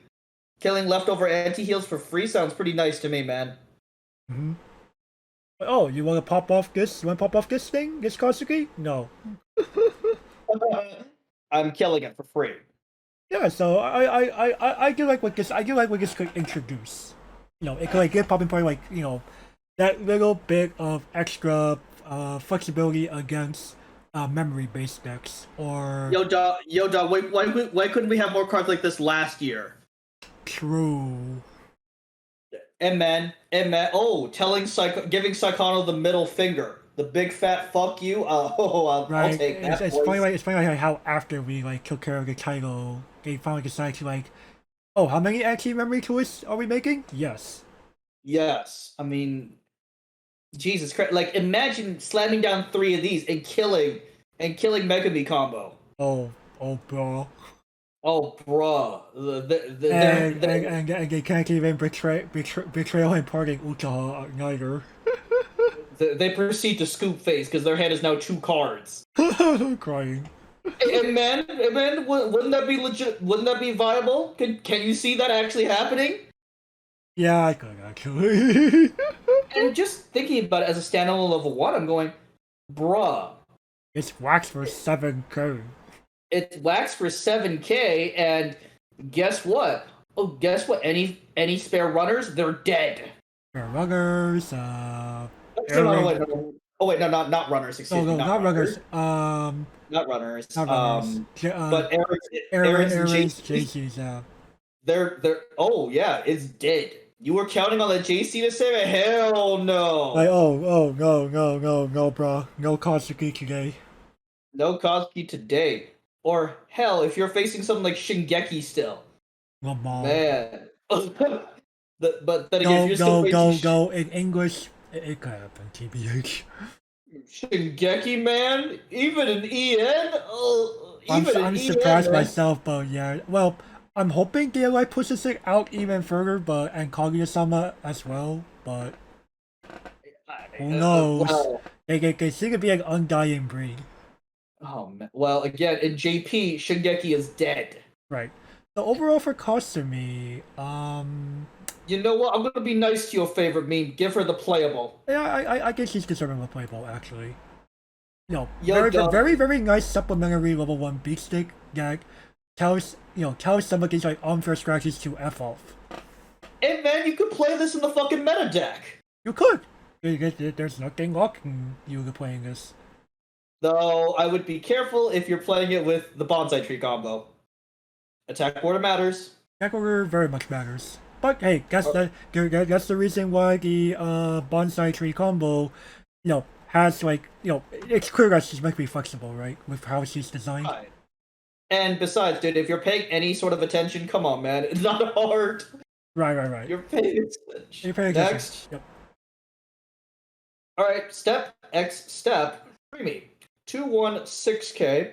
She's a 2K assist to level 3s, and she has pay 2 tap heal. The song title is pronounced step by step. Sorry. Excuse me. See, man. Come on, man. Okay, now, did we really need this? I don't get Poppin'Party character like heal down. Now, of course, you could be cheeky and say, "Oh, I could bring us out at level 1 with standby and then heal down there," and unironically pretend I'm playing Cyril from Shining Force. Or Felix from ReZero. Oh come on! I had to give the answer that was on the restriction list for a while. Okay. I'll see you. And man, Felix's mere existence proved that Cyro was not a problem anymore. You know that. Right. No, it was funny because when Shining Residence released, we were like, oh yo, we unironically like when we bring Cyril back, can we unironically do things? No, Cyro came back. Nothing happened. Nothing fucking happened, man.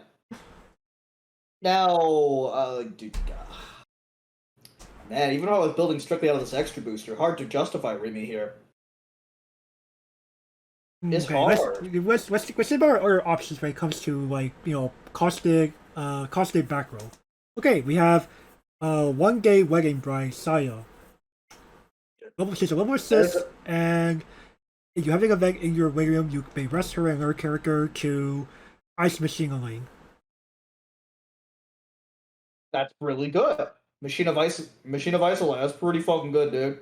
Alright, other caustic back row options. There's the Amagi? Alright, level 3. She is a global 1500.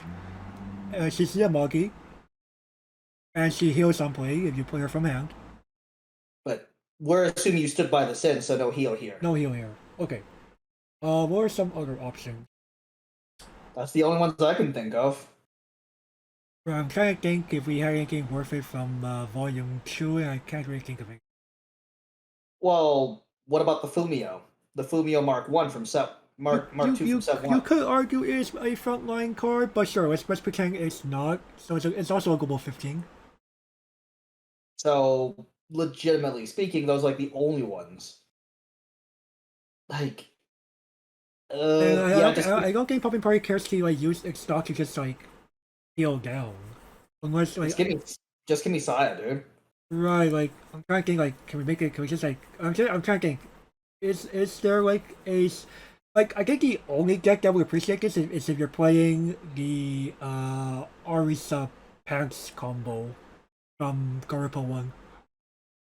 But that's at the same time, wouldn't you want Machine of Ice support so she can't get fucking anti-changed in response? Because she can get easily blown up by anti-change, dude. Anti-change counters.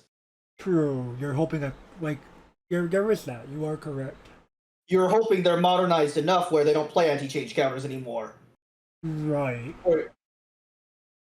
So again, dude, she could get blown out by that. So even in that scenario, Machine of Ice it is.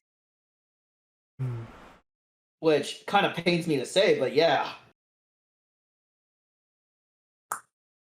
Yeah, I think it's fucking time again, man. Is the card considered that like do we consider it bad? Or is it just more of overshadowed? Massively overshadowed. Like that's like the card's not bad in a nutshell. It's not awful. Right. I don't think it deserves the oof rating for me at least. All right, fine. I'll be merciful. Niche this. Yeah, it's a lot harder. I could see like someone making use of this for like a stall strategy. Like there are stall strategies available for Poppin'Party. It's a lot harder to rate these. It's a lot harder to justify these kinds of cards without limited, man. Oh. Brutal, I think we're so used to limited at this point. Right. But based on like our past knowledge of the title, this title's been around for quite a while now, and you could argue that there is like a line of play where this could be useful. Hard to justify, man. Although hard to justify overall, yeah, definitely. I'm being merciful. I feel like I'm being merciful here. Yeah, fair enough. Alright, let's move on. So I get to read the thing that you were alluding to earlier. Towards the tournament, Taihang and Zona 103,000. On she final attacks, you may pay 1 to reduce the level of one of your opponent's characters by 1, and she's a level 1 bomb. Wow, actually really neat. Yeah, I was really surprised like they copied the design over to level 1, and here's what's even more hilarious. Typically, like again, these characters are usually not red, but like some of the red cards that they get are unironically like these newfangled bombs. Dude, like this is amazing. Considering our current metagame, this is amazing. Like this is effectively playing an anti-change bomb. Oh sure, I had to pay 1 for it. Did I care? No. You were gonna pay 1 for the costed version anyway. Right, and guess what? I don't even have to worry about accidentally leveling you. So I get to pay 1 for that extra convenience of not accidentally leveling you. Huh. You're still level 1 at the end of combat, sir. Fuck. That is correct. Yeah, like that is what makes this more useful. Getting anti-change bomb. Like going, you know what? It's like it's of course a lot of people. That's why a lot of people try to have recursion on their tutus because shit like this exists. But the Right. reason why I don't think sacrificing the recursion for extra power is because a lot of people play anti-change bombs anyway. So against an anti-change bomb, ultimately it doesn't doesn't matter. matter. Right. Exactly. No, but overall, because I gotta give Ty a playable still. You're gonna be surprised. We're going even further beyond, boys. Oh man, he's that good. Oh, dude. She forces the card minimum from the opponent's hand. She forces the card at the bare minimum. True. And if they don't have recursion, goodbye. And she has flexibility. Plus, she can also kill 1/1s too. Yeah. So that she also has that extra flexibility. Like there's so much flexibility in the card. I'm going, you know what? I can't believe I'm being this fucking nice to this. I'll remember my playable just because try her out, man. I will definitely try her out. That's for sure. Try her out. Like in 6 months, you'll be like, oh hell yeah, this card is amazing. Let's find out later on, right? All right, next. Okay, Mirai ticket. Rimi, excuse me. Did you say Mirai ticket? Mirai train, excuse me. Holy shit, I am not okay at the moment. Holy shit, oh man. I think the rage has affected me a little bit too much. Okay, Mirai train Rimi, 103k. So when she ETBs, you may rearrange your top 2 cards. Also, when she enters battlefield, your opponent declares a number from 0 to 3. Reveal the top number. Reveal the top of your deck. If that card is a character with the same level as as the opponent's declared number, put it on any slot on the board. Okay, did Poppin'Party need a guessing game card? No. I don't think they needed it either. Like FR, your opponent could just say 0 every time and be like, okay, cool, you got a card of inconsequential nature. Yay? Yeah, Like, I'm not a fan. I'm not a fan either, man. By Remy, behave yourself, I will beat you with a chocolate cornet. Yeah, he's gonna beat people with chocolate coronet.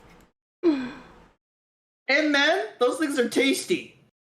Oh, would you They have the fries? they really. Oh, I got you for this one. I will feed Remy 30 chocolate coronets for her hard work. Dang. Instead of beating people with chocolate, Oh, Remy with that? She doesn't deserve to be beaten. Oh, fair enough. Okay, moving on. We have, to be honest, Saya Yamabuki, 1/150-500. She gets firepower for each of your other Poppin'Party characters, and she's not recurable. When her battle point becomes reversed, you can empty the top 2 cards of your deck and put them on top of your deck in any order. Oh, why do I care? What space do I have for this, man? Maybe we kind of don't. And we don't have limited to save this either, man.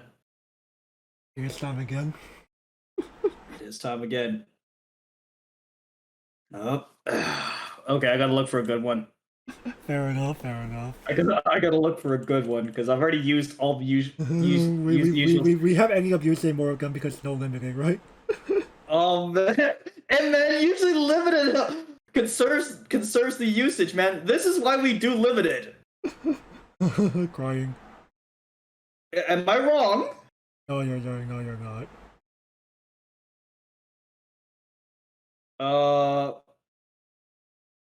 In the Bang Dream system, we are entertaining everybody. No, that's a dumb one. Oh. What is the cure for such honesty? Beatings. Damn, honesty deserves beatings. I don't want to know what country you live in. You don't want to know my location? I do not Hey, want to man. know your location. Tell me not to visit you. Alrighty, next. Step by step costuming. Alright, you guys. Hey, look! It's a 2500 counter that is a surveil. Surveilling 2500 counter. Level 2. No. Why would I play this, man? Right, okay, let's say about the cards that we do have access to. Lord Borden has entered the chat. I think. I'm trying to remember if there was a Lord board. I can't remember one. Okay. If there was one, I think it was only for like pastel palettes. Oh, okay. Yeah, I think it was a pastel palettes boarding. You also have the pitch to end to change. Yeah, if you still want to play that, you do have that. Was that just a straight up destroy, man? Yeah, it's red. Oh, It's oh, red. fug. Yeah, Oh, fuck. on stage cosmic oil. Oh, fuck. Or you're playing the swag version in English. Well, again, red means destroy, so. Typically, yes. Hey, unless your name is Yuri. Apparently you can be a memory anti-change bomb.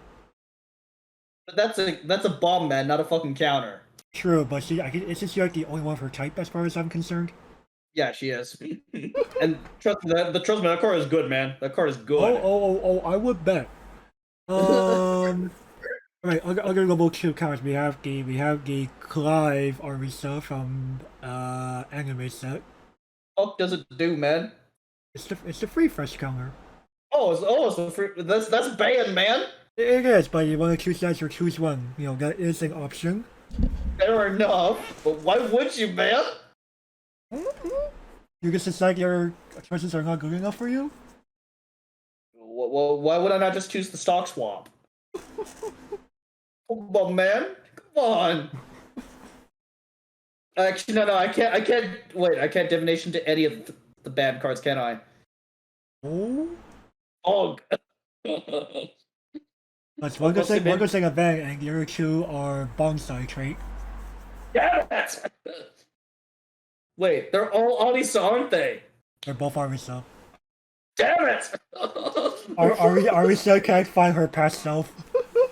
Oh, damn it. So, I was about to say maybe I could divination into... No, I can't divination to any of these. Fuck. Crying. Yeah. I don't know, man. This one's hard. This is definitely hard. I'm like, how much do I care about surveilling at 2? Not really. Like, okay, sure. You know, you could argue it's like a boring counter without the discard.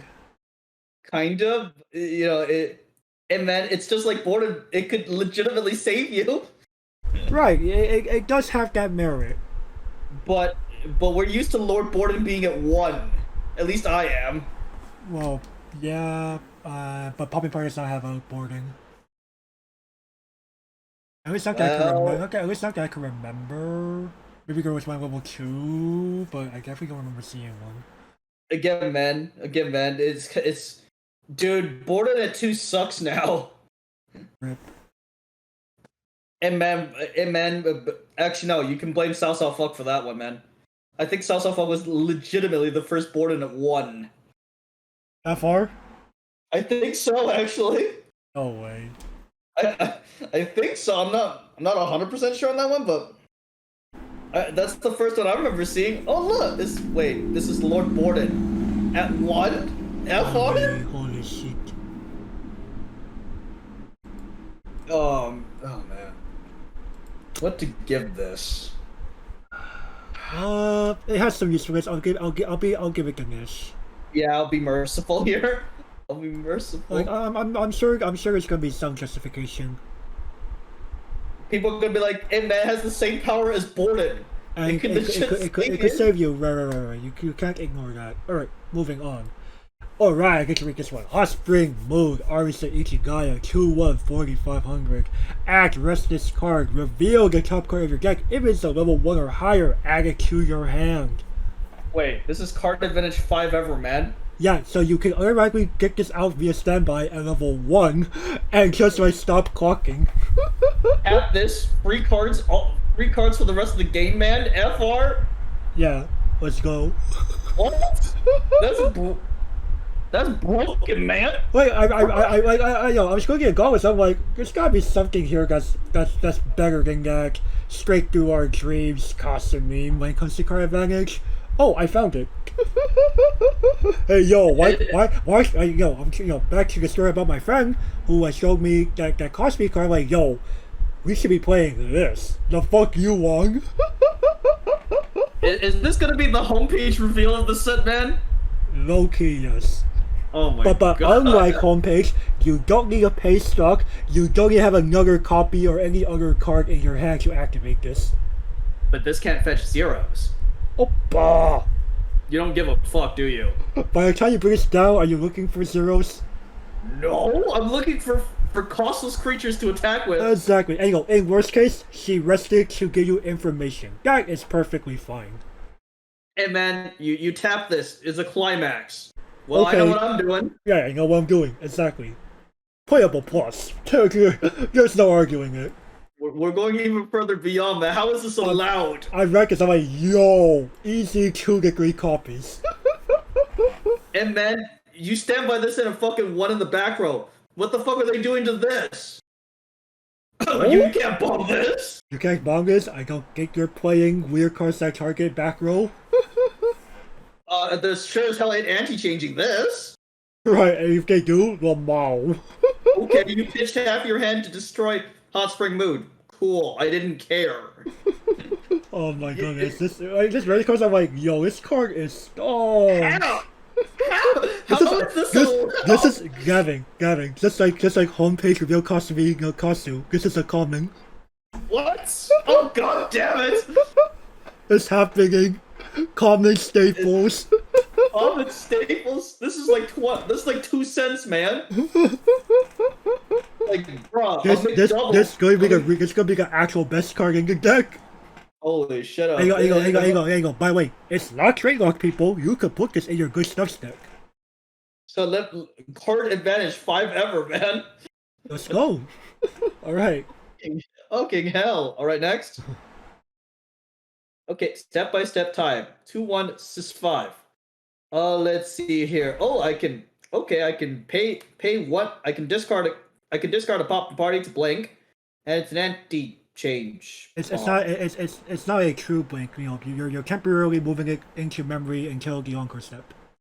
Still, it's a type of blink. Right. It's a longer blink. Cool. I don't know if we really needed this though. Cool. Why do you get to read the good cards, man? Not necessarily. You got to read some good stuff yourself. And maybe Roselia changes things up. I don't know. Fair enough. But I'm going, man, this card is so underwhelming compared to Hot Spring, man. And on top of that, here's what makes me like even a little more like, I wouldn't say pissed, but like a little like, reading these because back in Garupa 1 we had onstage Rimi. She was like a 2-1 like 4-5 or something. She's also an anti-change bomb. And on attack you give something 1500 multiplied by the number of events in your waiting room. Dude, that's so much fucking better. It really is. Like also, why isn't this oh, go ahead, keep going. You can unironically make something like you do it right, you can unironically beat over Reinhardt. Wow. And also, dude, this should have been a fucking bottom deck bomb. Right, Taye was blue. Though, to be fair, well, not she, but like she with like 200 characters were on a blue anti-change bomb.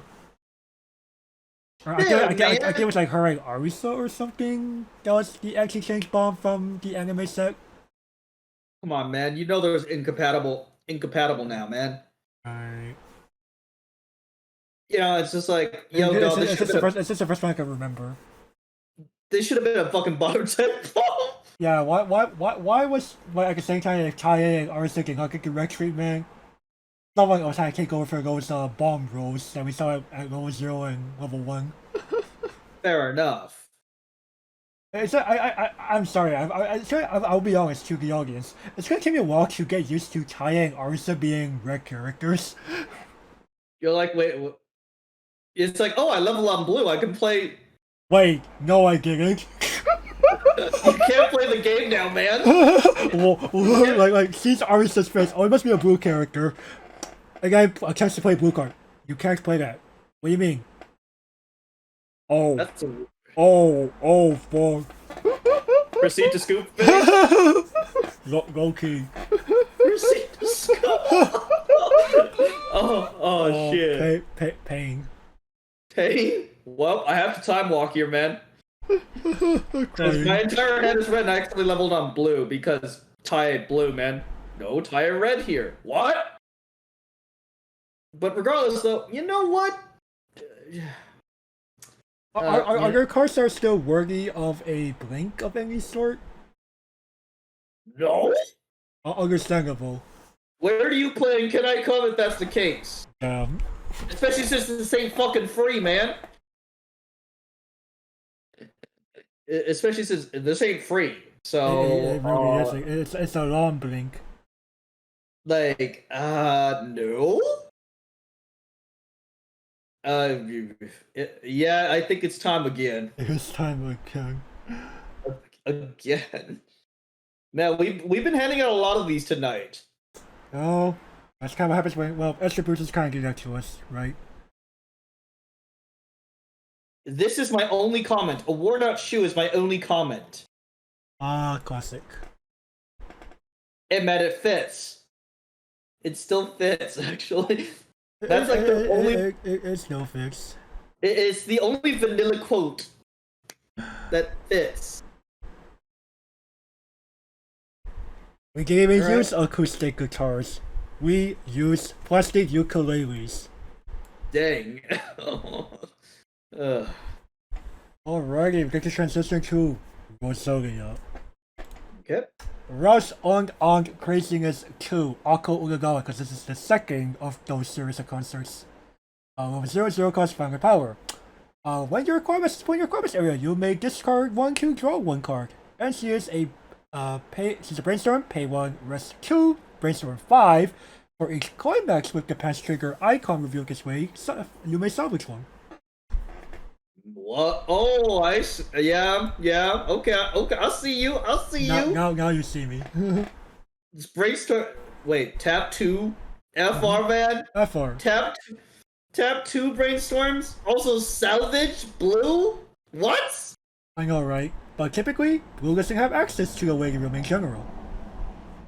Right. So Roselia now has wider access despite being mono blue. That doesn't make much sense to me, man. Hey, because if I'm not mistaken, their first 2 brainstorms were search brainstorms. Right. I'm used to tutoring brainstorms from blue, man.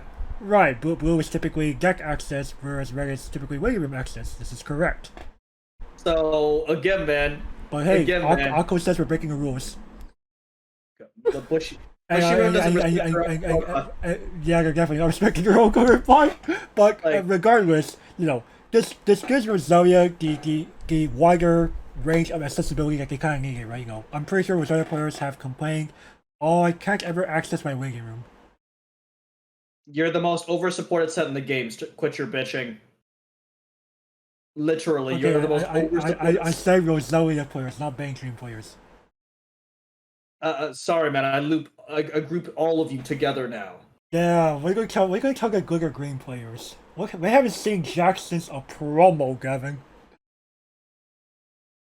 And man, play a better band at that point. Play a better band. And man, or copy that one guy from World Grand Prix last year. We're playing all the green. We're playing every good green card. Yup. And man, you're talking to the wrong. You're preaching to the wrong person here. I apparently am. I'm going, bruh. You're preaching to the modern player. Apparently I am. Apparently I am. The modern player will tell you play something better, man. But regardless. Okay, Akko here. Well, You know what? I do like that first bit. You play a Corvus, ditch those excess pants out of your hand, or that little thing that you can't really use at the moment. Why is Aqua better than Now? Yes. Fucking hell. Every time I see Brainstorm 5, I'm thinking, okay, Now still beats you. Nope, not anymore. Fuck. Nope. Actually beaten. Fuck. Like that pitch draw is better than fucking Center 1000. Right? It is. Like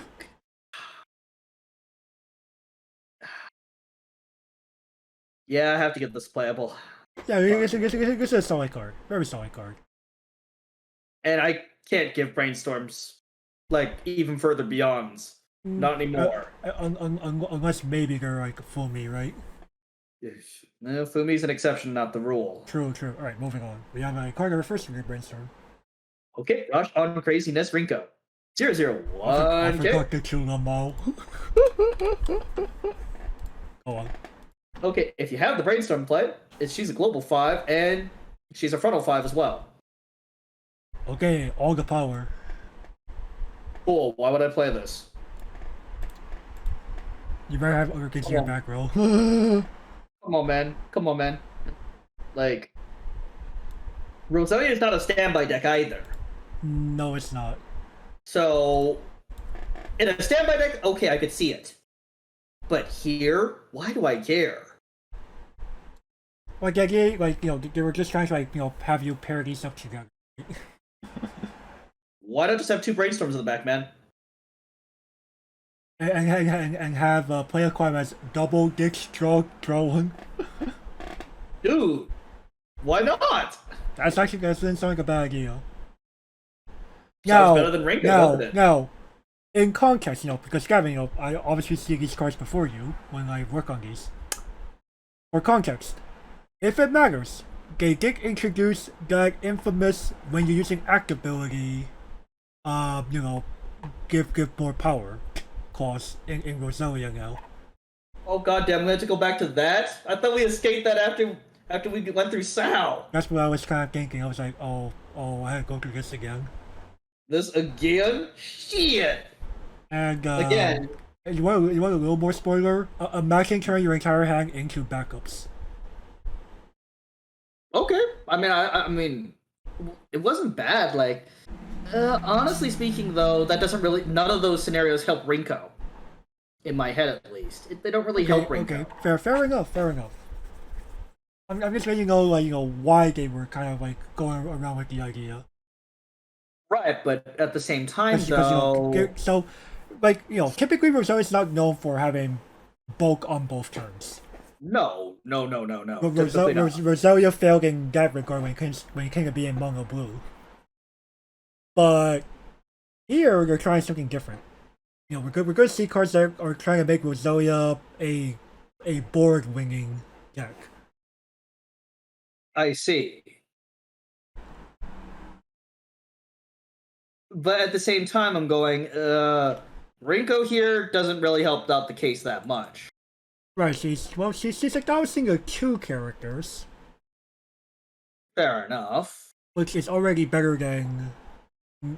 Which you could argue is already kind of better than, Now and Karen, right?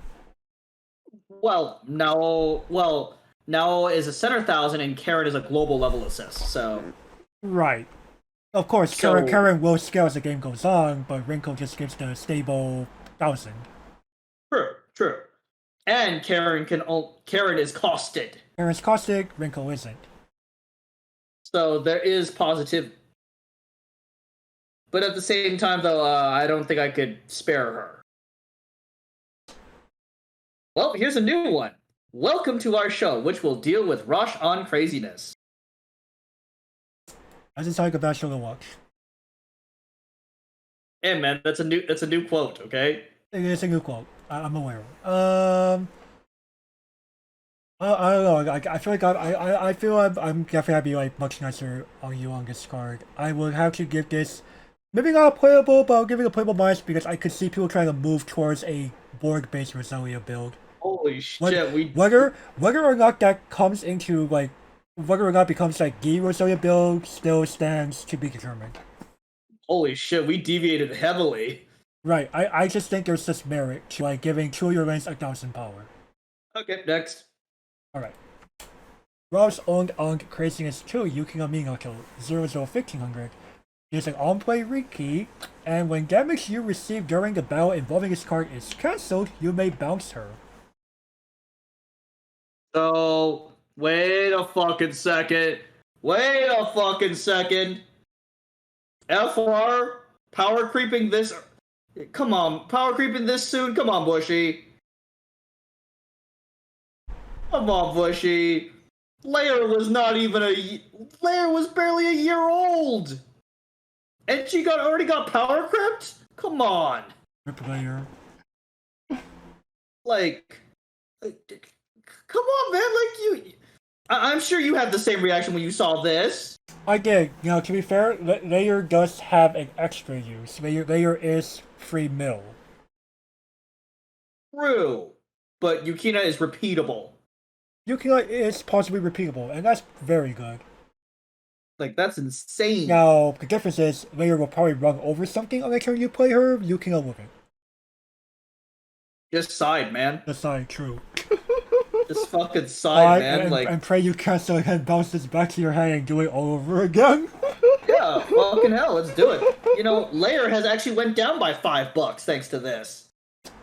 Yeah, I can see it. And this card is $20. I believe it. Like, that's insanity, man. This card's insane. Really, this card's good. It's 20 and sold out. Oh, 20 when both Mega players and Rosaria players are chasing after good Yukina cards, that's what happens. They did this on purpose. I felt like they did this on fucking purpose. They put one of the most popular girls on one of the best cards. Right, Saya's like a similar deal, right? Because Saya's also one of the most popular girls in Poppin'Party. Clever, Bushy, clever. They know who their audience is. They really do. They really do. Like, oh, come on. At the same time, though, why, like, come on. Of course, you know, in any other set, we'd just be like, it's a Kane. Cool. Did we really care? This opens up the floodgate. This opens up the floodgates, and the fact that this is literal power creep. Literal. In the same title. In the same set. And dude, it's not even. It's recent fucking power creep, too. Right. As Kevin saying, Layer was not that long ago. Dude, Layer was a year ago. Right. Now, to Bang Dream players, you know, that's probably an eternity. But for the rest of us, hell no, a year ago, that's still recent. Like it's more of, oh, sure. Oh, sure. Like, 2020 and 2021, you know, the war on terror versus, you know, the current day, doesn't seem is not that big of a leap. It's not that big of a leap, but come on, man, like, tell me something about the Bang Dream community. Like, do they think, like, you know, are they used to the fucking yearly release cycle? I want to say they should be by this point, but at the same time, the problem becomes how many people got into Bang Dream as early as I did, and how many people got into Bang Dream, like, literally the last 2 years. You know, like, is it sustainable? Like, it becomes the Call of Duty problem now. You know, how much longer is this sustainable for? Well, I will say one thing. Because, these action boosters, they were only focused on 4 bands, right? So, okay, what they could do is, they might make it up with, like, an Afterglow, Pastel Palace, and Hello Happy World set, like, the year after. The year after. But again, it's more of,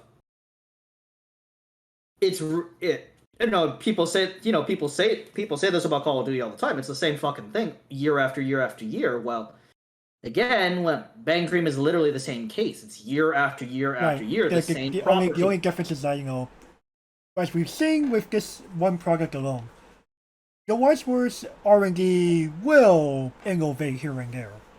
So are Call of Duty developers, dude. You Um, think um, COD developers aren't trying to innovate? I mean, do tell us that. Do tell us. Okay, well, let's start all. Okay, let's start all the way back. 2007, Call of Duty 4 Modern Warfare, Okay. a huge explosion into modern times, Mm-hmm. creating because creating previous games were only focused on World War II. correct. So creating customizable classes, customizable classes, kill streaks. You know, I guess those were huge back then. I feel like I feel like I should have asked post Infinity Ward era. Okay, so let's go into the golden. Let's go past the golden era here. So let's see here. We have the three futuristic games. The movement is completely different. Okay. So You know, you're wall running now. We're doing what? We're wall running now, man. It's wall runs. Wall riding. No, wall running, dude. Wall running. Oh boy. Yes, wall running. Jetpacks. The jetpack era. Basically, everybody's on jetpacks. Everybody uses fucking superpowers now. You know, So Destiny Supers. It's almost like playing like Fortnite or something like that. It's like playing Overwatch. It's like playing Overwatch. Okay. Yeah, it's like a hero shooter, basically. Okay. And then we went back to World War II, you know, with Nice. the division system, and we also had a kind of expansion on the hero shooter genre with Black Ops 4, and also Modern Warfare 2019. A return to form. The modern era is back, and also a way to customize our attachments, the gunsmith system. Mm. And of course, Treyarch kind of copied that, but also changed the kill streak system as well. You can now basically, instead of dying and losing all of your streak, it now it no longer resets upon death now. Interesting. So there's a lot of Because Call of Duty developers. most other FPSs say, "Oh, you died? What kill streak?" Exactly, your streak's now gone. So again, like even arena shooters like Unreal and Quake. oh yeah. So when people say Call of Duty lacks innovation, I'm going, looking from outside the glass, so does Weiss. Literally, it's Right. nothing but close work the game. Weiss Schwarz, for a trading card game, Weiss Schwarz has honestly changed very little in terms of core gameplay elements. Exactly. No new zones have been introduced. No big rule changes have really been introduced. No You could no new formats. Like you could honestly say that Like when games in the same company younger than Weiss Schwarz have made more major changes than you have, that says a lot. that says a lot, and the fact that how many changes how many changes has Vanguard went through? Yes. too many. Like, Rebirth for you. Despite being a young game, it's already kind of experimenting with new territory with it's already kind of experimenting with new territory. They've already been making like different rebirth types. They're also trying out different aesthetics. And, it's funny because when they first introduced the game of Rebirth for you, they're like, oh, it's gonna be a cute trading card game with super deformed characters for the most part. Rebirth in 2021. Here's Rebirth for You cards depicting everyone's favorite pro-Japanese wrestlers. It's just like the actual photograph of them on the arena. what? That breaks the original premise completely. It does. And For context, Rebirth for You released in March 19, 2020. This is currently July 8, 2021. These images I'm talking about for the New Japan Pro Wrestling, these were literally revealed yesterday. So literally, the game's not even 18 months old. And they're only saying, yeah, we're moving away from cute card game with super deformed characters. Basically, corporations are not your friend. Assume corporations are complete liars. And meanwhile, Weiss Schwarz, no, for the most part, since 2008, none of the core gameplay elements have changed. You still have the same phases, the same board layout since 2008. The same rules apply for the most part. When you think about only a few revisions have been made, like the top X. You don't need to declare how many you're going in before doing it. Nope, we just dig. You just dig. Yep, that's it. Like, it's kind of hilarious when people say, "Oh, Call of Duty's the same game over and over and over again." So is Weiss. Right. The only things that change in Weiss are what properties end up in here. Maybe they explore like a different mechanic. Like And- Resonance was Resonance was new. Resonance is relatively new. I mean, you might like introduce a new- new trigger from Yeah, time to time. yeah, new triggers. I when I I remember when I first started playing the game, we had no such thing as gold bars or pants triggers. When I first came into the game, what's a standby? What's a choice trigger, man? Right, like there are things that are happening in Weiss Schwarz, but like they're more minor changes. Like they're like you actually play the game to know that these changes are happening. Kind of like the Call of Duty stuff. You won't really know it's happening until you like sit down and play it, right? Exactly. As somebody who's played both extensively, I'm going, you know what? Honestly speaking, Call of Duty innovates more. And I could see people that. claim, I could see that based on just like you telling me this. I'm very glad you're being honest with me here. oh yeah, I'm being very honest Like, with you because Gavin has no reason to make Call of Duty sound better than it needs to be. no. And I will admit, Call of Duty is a fun, casual experience. Guess what Weiss Schwarz is meant to be, people? A fun, casual experience. Right. So guess what? The games have a lot more in common than one would think.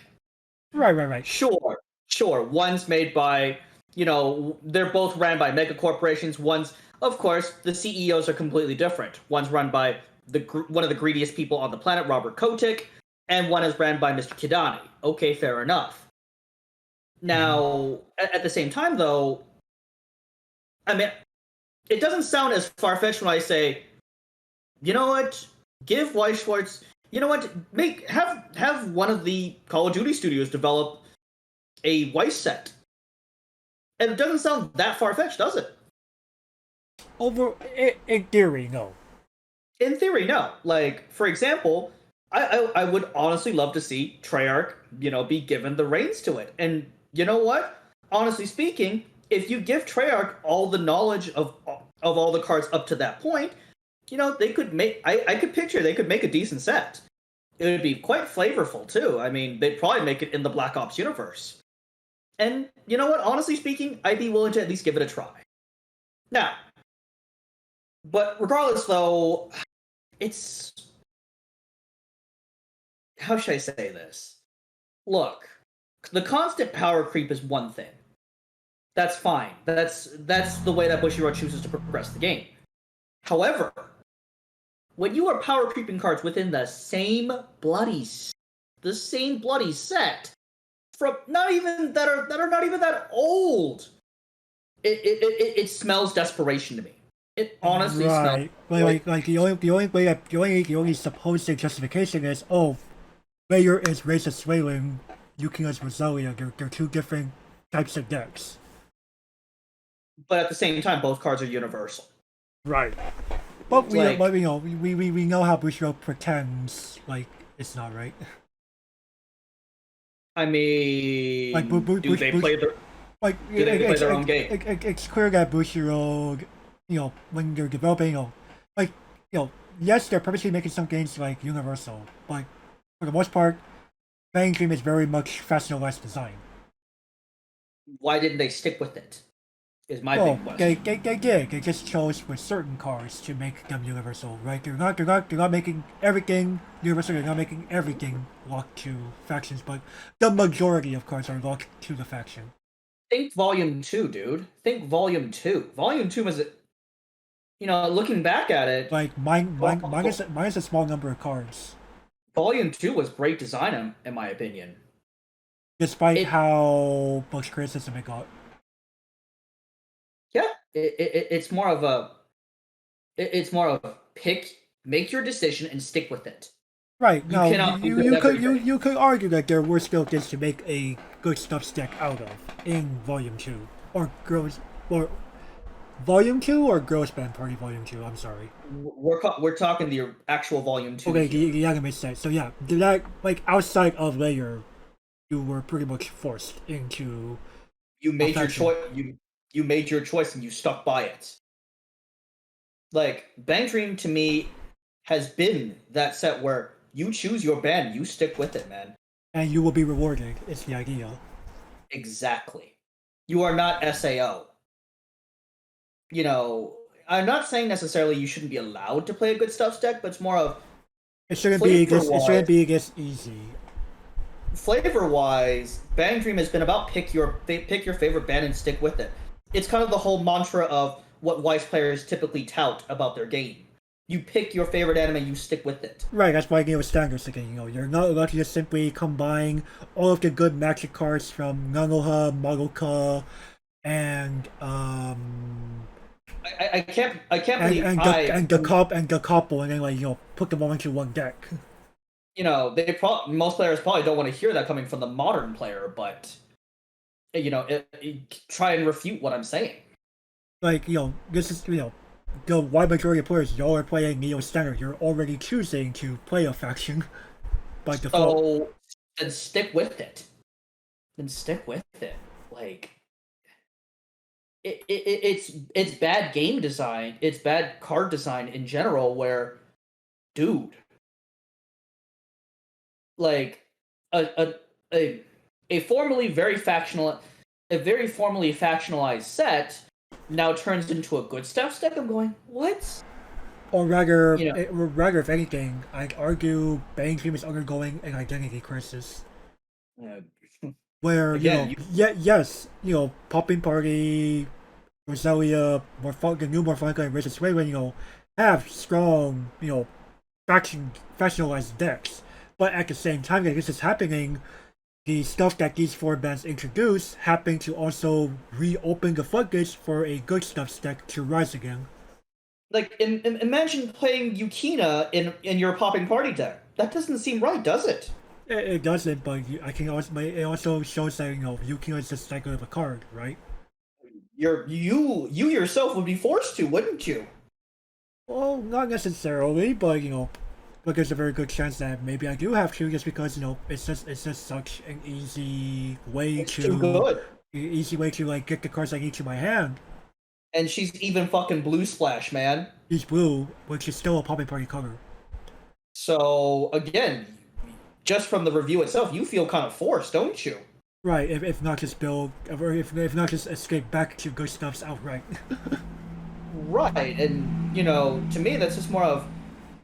It's kind of the same problem with Bloom. As a preview for Bloom, going, man. Yes, they're trying to give you a way to build Bloom good stuffs. But it just doesn't work. No, they're telling you that. Yes, I was gonna say, yes, there are upgrades to the different factions of Rabbit House, Childhood Friends, Shimame Core, and maybe there's the Red Sisters deck, and the you could argue maybe the Novelist deck, the Archer deck could become a thing. Potentially, but at the same time. But then as you're looking through as the cards are being revealed, they're just coming to play Rabbit House. So I feel forced to play Rabbit House. It's the same thing. How many cards does Rabbit House get? Yes. Too many. All of them. Just assume it's a fucking Rabbit House card, man. It's kind of, by the time we start reviewing Go To You, so this will probably be up. So again, if you're listening out there, Ian, well, I mean, it's kind of one of my biggest pet peeves. I'm going, bruh, if you're gonna design a set for it, then stick with it. Sure, innovation's a thing, but innovate in other areas. We have seen long running Neo Standard cards definitely change in identity a lot. Give me agency to play the other factions, not just make Rabbit House the clear-cut winner. Right. Give me a reason to play the other decks. Why should I play the Childhood Friends? I love Chia and Shadow. I love that deck. But do I feel good playing it? No, I'm going to get destroyed. Every time. And I can't blame my opponents for destroying me because, honestly speaking, I'm the one who chose to play that deck. But should I be punished for playing that deck? Well, again, with today's competitive nature, most people would say yes, you deserve to be destroyed for playing playing that low tier deck. But give me a reason to play not just Rabbit House, or in Bang Dream's case, give me a reason to not play Poppin'Party. Right. Like looking at this from the Sweat's point of view, why would I play anything but Poppin'Party? If not good stuff's outright. Exactly. Like literally, it kills deck diversity. By at least forcing the factionalization, you at least present.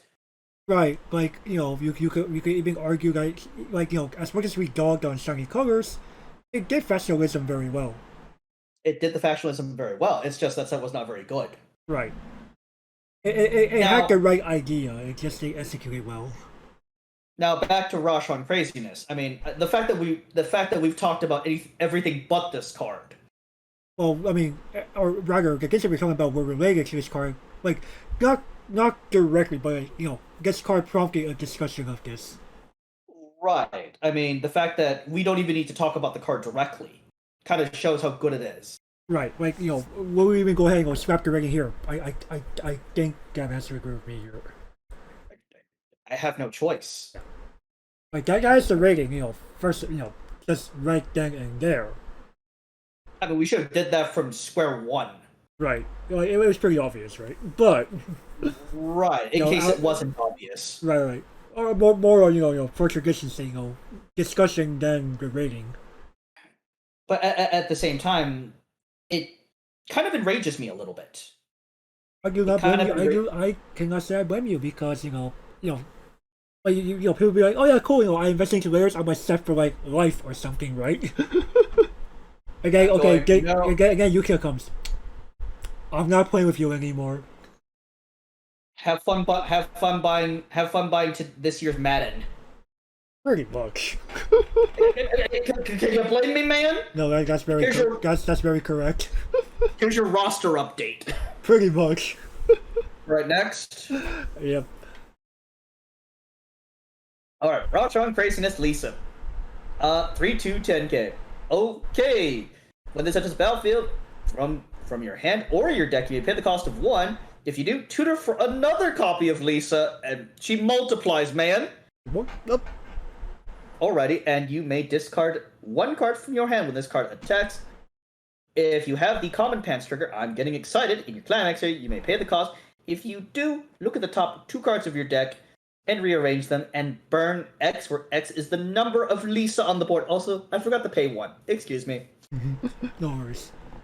Okay. Well, it's either this or Yukina, man. Right. Birdcage Diva. Or it could be the Lisa from Volume 2. At least the restander. The Mr. Cheng's 5-time cuisines craziness. I guess you wouldn't call it that, sure. Again, I do have respect for Mike, but at the same time I'm going, well,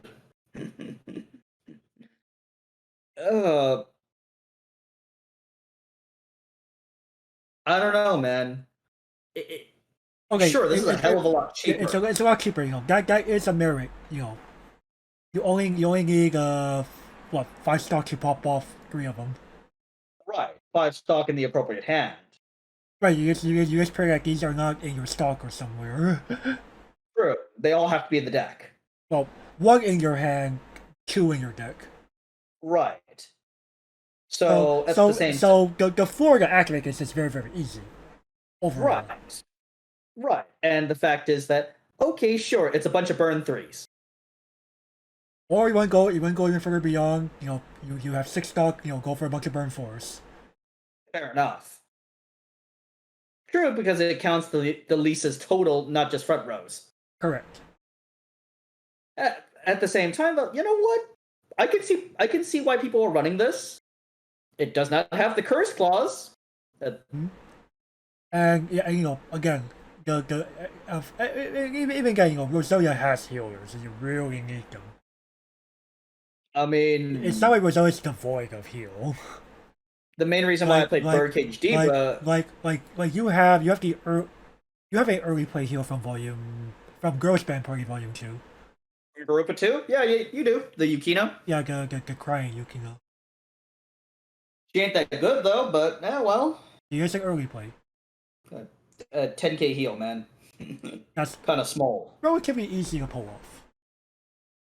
You need to experience 2 cards, dude. Right.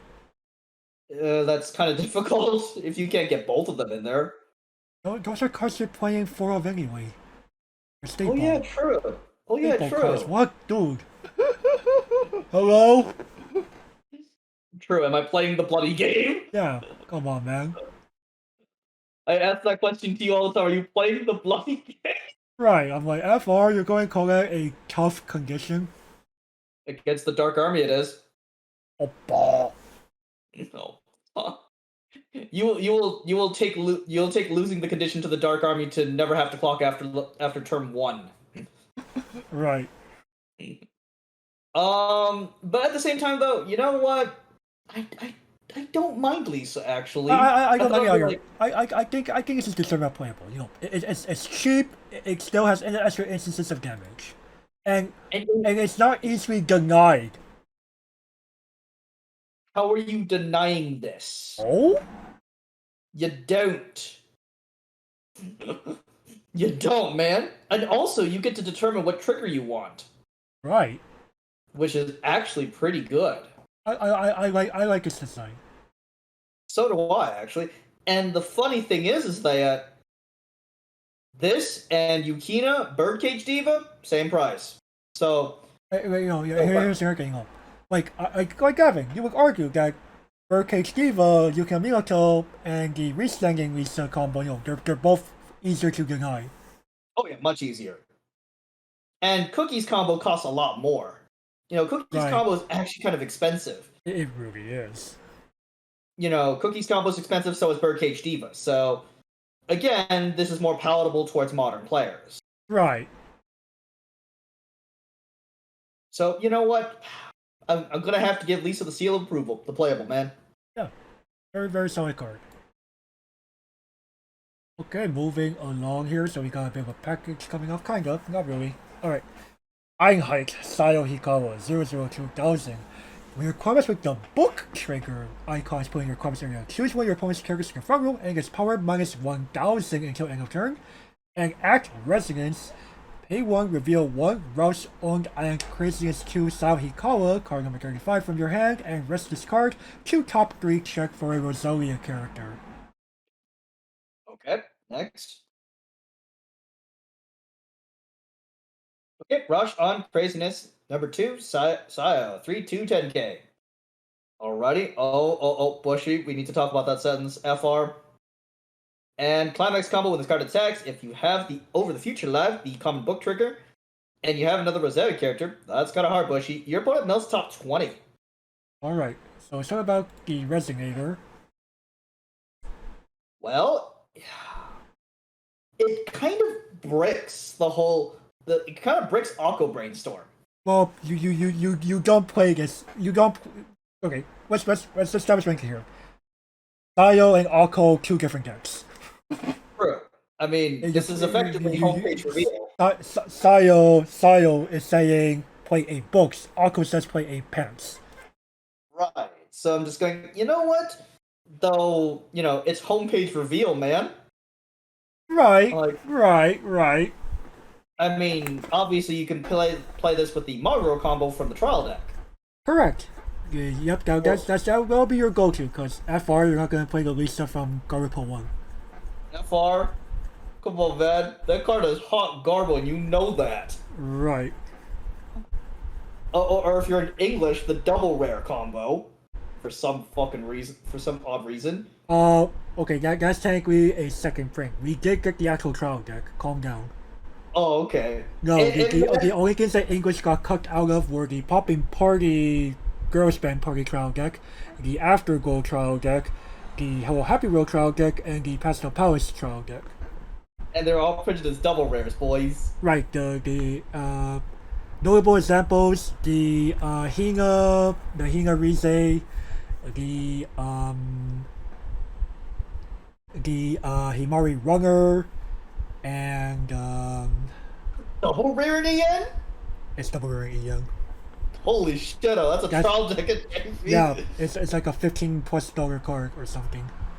The Sam Hill. It might have even gone up in price recently. Who knows? Holy shit! Oh, well again. Rip JP. Luckily, we are getting a Morphonica trial deck, and we did get the Razor Swayland trial deck. Okay, fair enough. But at the same time, though, why would I want to run the Sile finisher? Like, come on, man! It's Baby Jace's ult on a combo. Okay, now, alright, hear me out for a second. The idea is Sile could do uncancelable damage by refresh point. Okay, it's a really roundabout way of doing it. Sure. Right. That's just like saying Baby Jace can kill your opponent by milling them out. Like, sure, that's a really roundabout way of doing it, but at the same time, you know, the mill could also, once you mill out your entire deck, the chances are they are probably going back in a little less compressed. A little bit less, yes. And on top of taking, hopefully, like 2 refresh points. You hope. Right. Or you could compress them further by milling the 20. Compress them a little bit further, but at the same time, in most cases, you'll decompress them like 1 or 2 cards. Right. But at the same time, man, well, at least it's free. It gets free, and it is going to, it does have the curse clause. Well, again, dude, it kind of needs the curse clause, otherwise this would be completely unplayable. True. Alright, so anyway, let's start giving out ratings. The Resonator, it's not too shabby. Well, this is homepage reveal, man, and homepage reveals are Brainstorm and Ichikasaki, so... Right. You know what? I have to give the playable this is a playable card just because, it is advantage without needing to, it's advantage that will most likely not with. Right. Or now, it's deck will most likely not with on your plus. Okay, this combo here, oh man, it's tricky. I'm tempted to probably say it might be a niche. Because, you're already like in a niche of Roselia. You gotta go even further niche by playing 8 books. It's a niche within a niche. Like that's what I'm kind of thinking. Like the Resonator kind of saves this card. That's what I'm thinking. So maybe I think it's more of a playable minus. I might need to lean towards that. Yeah, I'm gonna get this the niche still. Alright, niche. The only reason to play this is the Resonator, in my opinion. Yeah, that's what I'm thinking too. Like, yes, the Milk 20 could be neat, but you gotta time it very well to get the max benefit. So yeah, niche. Why would I? I will continuously say it. Why would I play this? Right. Like the package combos are just made to be better, right? Like, my experience with the combo is it's Baby Jace's ult. So again, you don't play Baby Jace for his ult. You play it for the fucking. You play it for the draw power, dude. Right. I'm aware. So again, even if you activate the Temple Bell ability, well, at least you got a card out of it, and your opponent is a lot less likely to kill Jace Valerian at that point. Right. So again, and if your opponent lets you get to 11 loyalty with Jace Valerian, they either really enjoyed the card advantage that much, or well, they're just not a very good Magic player. Why haven't you won by now? Is my question. And then you let JCP get to 11 loyalty FR? Alright, anyway, let's move on then. Okay. Next up, Einheit, Rinko Shirokage, 104500. Although, climax combo. At the beginning of your encore step, if she's in your front row, you may pick a cost of discard 1 copy of herself from your hand and put 1 band training cap like the Panzer you see there. If you do, look at up to the top 5 cards of your deck, reveal up to 5 Roselia cards amongst them, add them to your hand, and mill the rest. What? We're going back to that game. What? I find funny how it's on the keyboard. It's 2 for both bands.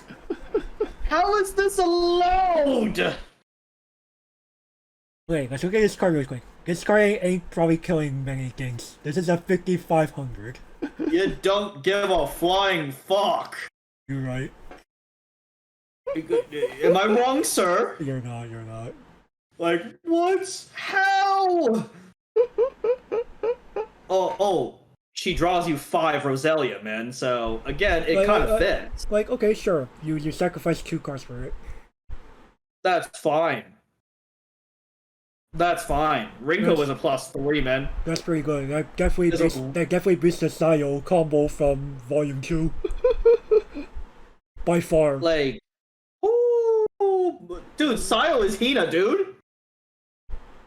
Is legit Hina, isn't it? Oh, you're talking about Hina from God? Yeah. I believe so.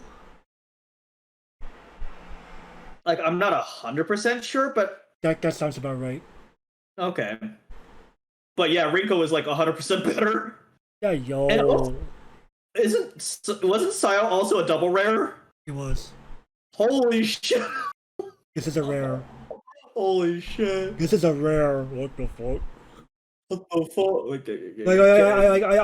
I read, you know, I read this the Astro Harmony Arisa and this Einheit Rinko here. I'm like, what the fuck is with these level 1 costless combos doing stuff like this? You don't even care if she crashes, do you? Oh? Oh. She's gonna give me a patch. She's gonna hopefully give me about 5 characters. You don't give, and my opponent knows what all 5 of them are. Do you give a flying fuck? No, because now I'm sure I'm definitely getting close to get compression. I just drew 5 creatures, man. I know what all 5 are. So? That's fine. That's fine. This is pretty good. This is pretty good. This is very good. I like this. I like this. We thought harmonizes were good. No, we're going further beyond. Holy shit! We're going even further beyond, man. Oh my god! Rinko went to the fucking gym. The card advantage is real. That training camp. Holy shit! Oh well. Okay then. Yeah. Okay then. All right. Moving on. Okay. I height Lisa. 2/1 Siskate. This gains 2,500 for each of your Roselia and back row. Why the fuck does this exist? Like, we already have level 3. We already have a good level 3 killer in Garupo 1. We already have good level 2 plays at home. We really do. So, is there really a push for this? No, not really. Lisa waifu, maybe? No, I don't think even Gary you care. Dang. I'm sure you have better cards than Lisa waifu. So, by Lisa, behave yourself. I will beat her with 30 shoes. Ow. Actually, I'll beat you up with my cookies. Okay, fair. You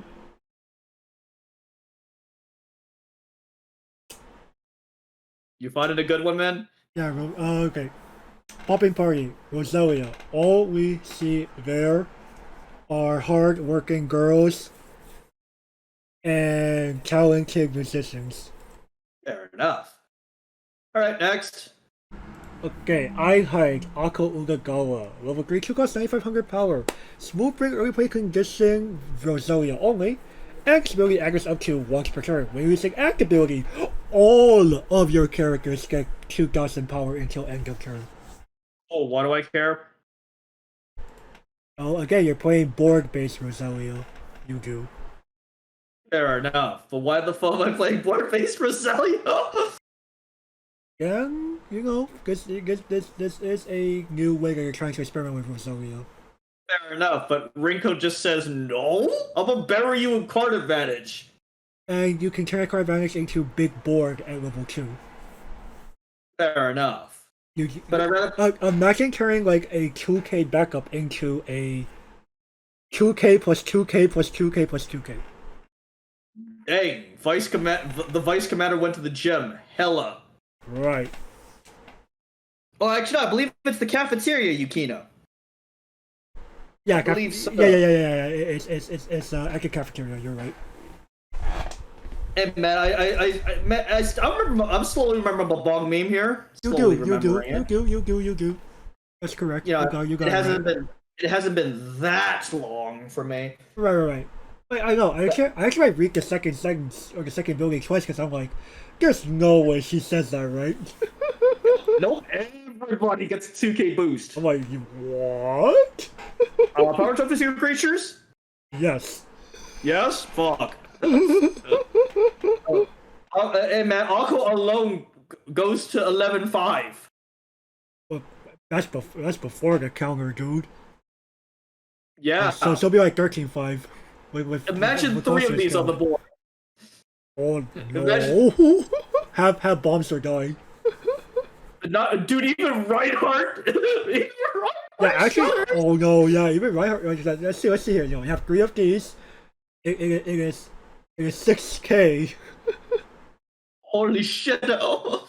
So that's 15-5 before a counter. No, I don't think Reinhardt starters. Well, Reinhardt or die. Yeah, it's still Reinhardt or die.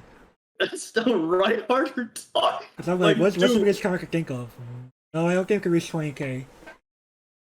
don't we have a 4K?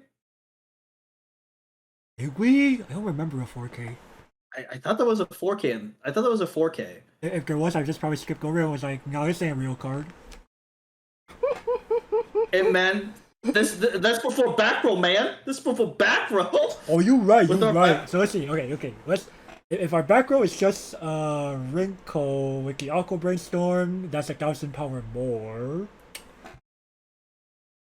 If we're not using that, we're using like a 2K assist or something for level 3 or higher. That will be, with Griakis, that'll be, you don't know what you're doing, so obviously you don't actually do this at home, people, but, it's for the sake of theory. So that'll be 15-5, 17-5 with a 2-5 counter retire with Reinhardt. Holy shit! Reinhardt now has to run in fear. Yeah, and I'm definitely sure Rosetta has a 2K level 3 assist in a previous expansion. And a 2-5 counter. Come on, man. That's easy. That's pretty. No, we have a 3K kick to memory counter in an Akko. An exile counter, Yes. so we can literally exile Reinhardt. You could exile Reinhardt. Let's fucking go. Holy shit! and we lived to tell the tale too. You did. We exiled Reinhardt, boys. Mission accomplished. Just imagine like the no. When people so remember the rule I told you about regarding how you have to stay powered when your opponent inquires. You actually stay all good for Akko. Fair enough. If I use the ability, I give 2,000 here, and here. Oh, wait, that's everywhere, dude. That's everywhere. If it matters, my back row also gets it in case you are playing back row attackers. What? Yeah, I was living in the front row. What the fuck? Dude, the brainstorm is like 8,000, man. The brainstorm's 8,000. Holy shit! Oh. With Great Akko's, the brainstorm becomes 6,500. 6,500 a brainstorm FR, man. What the fuck no back row attacker is killing that. Except Xenon, I believe. Except Xenon, or the Mami Nanami. Actually, no. She's Force. Fuck. So we can't even force her ass up. Oh, was I FR Force? Evan. So pretty much bomb or die. Yeah. So overall. You know what? Playable minus. Yeah, I'm gonna say playable minus because I'm not too sure if board-based Roselia is the way to go yet. It could be, but I think there's a bit to be desired. Here's Overflowing is probably better. Yeah, Tears Overflow is probably a better early play. At least it healed me. Alright, oh, you get to read this one. Ooh, Einhart.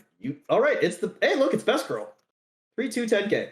Okay, now when she hits Battlefield, I may pay the cost of ditching 2 Roselias. Look at the top 2 cards in my deck, put them in any order, and oh my god, it's a stock swap. And she's following check-in wreck, boys.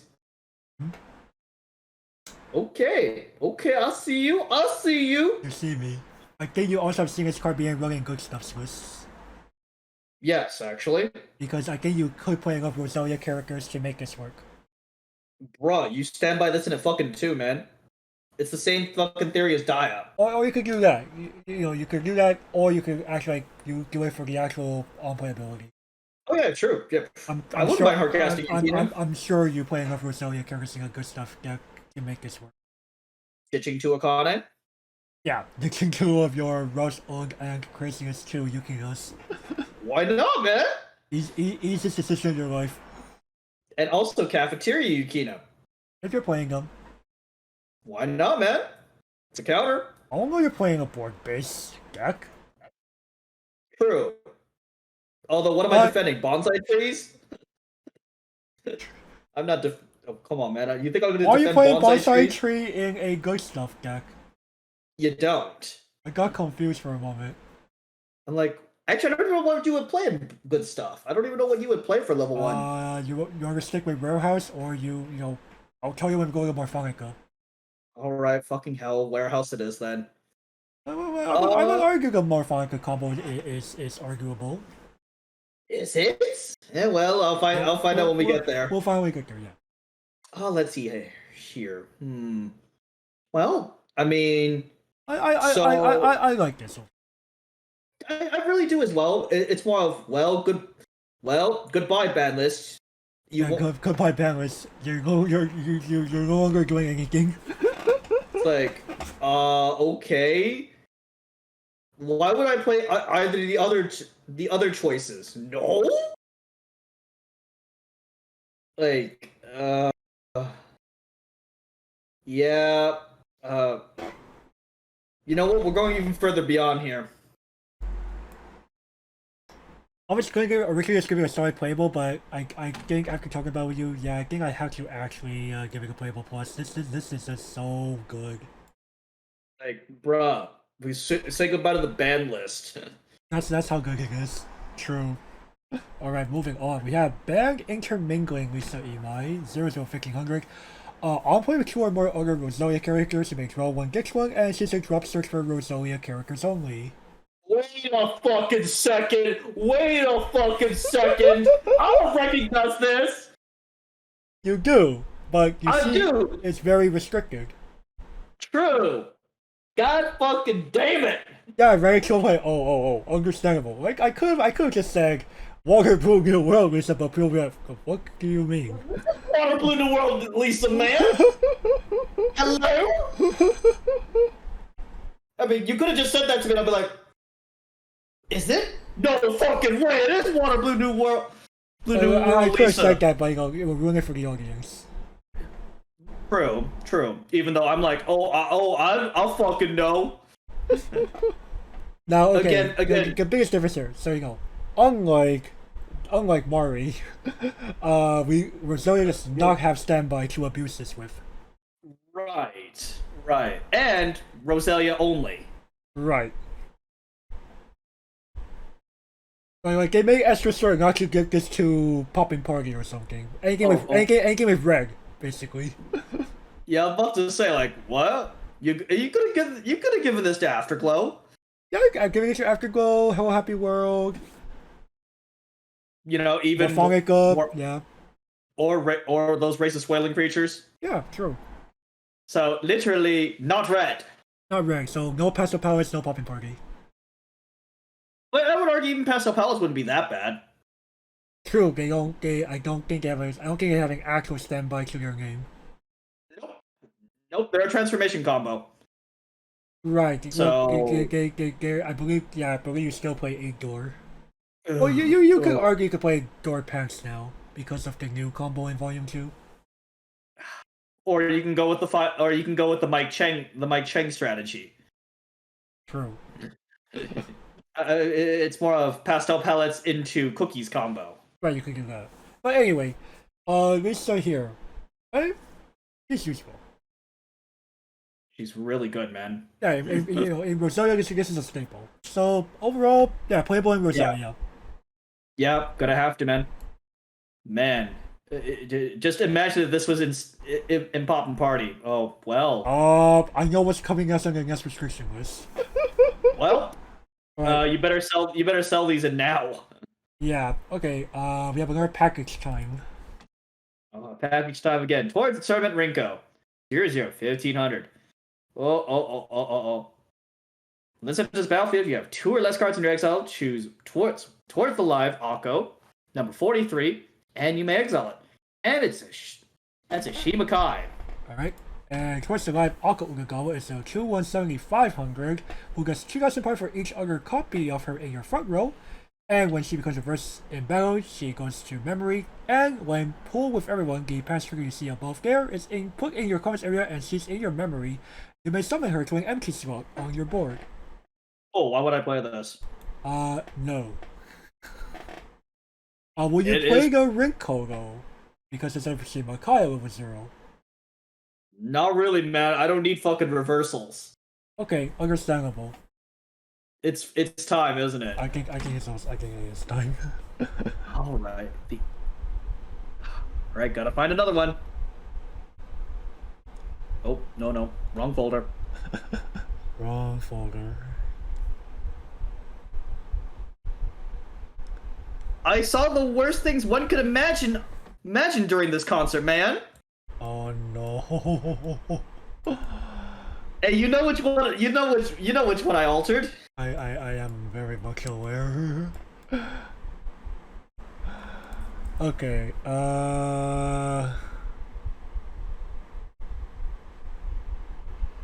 Roselia, in my view, is a very talented band.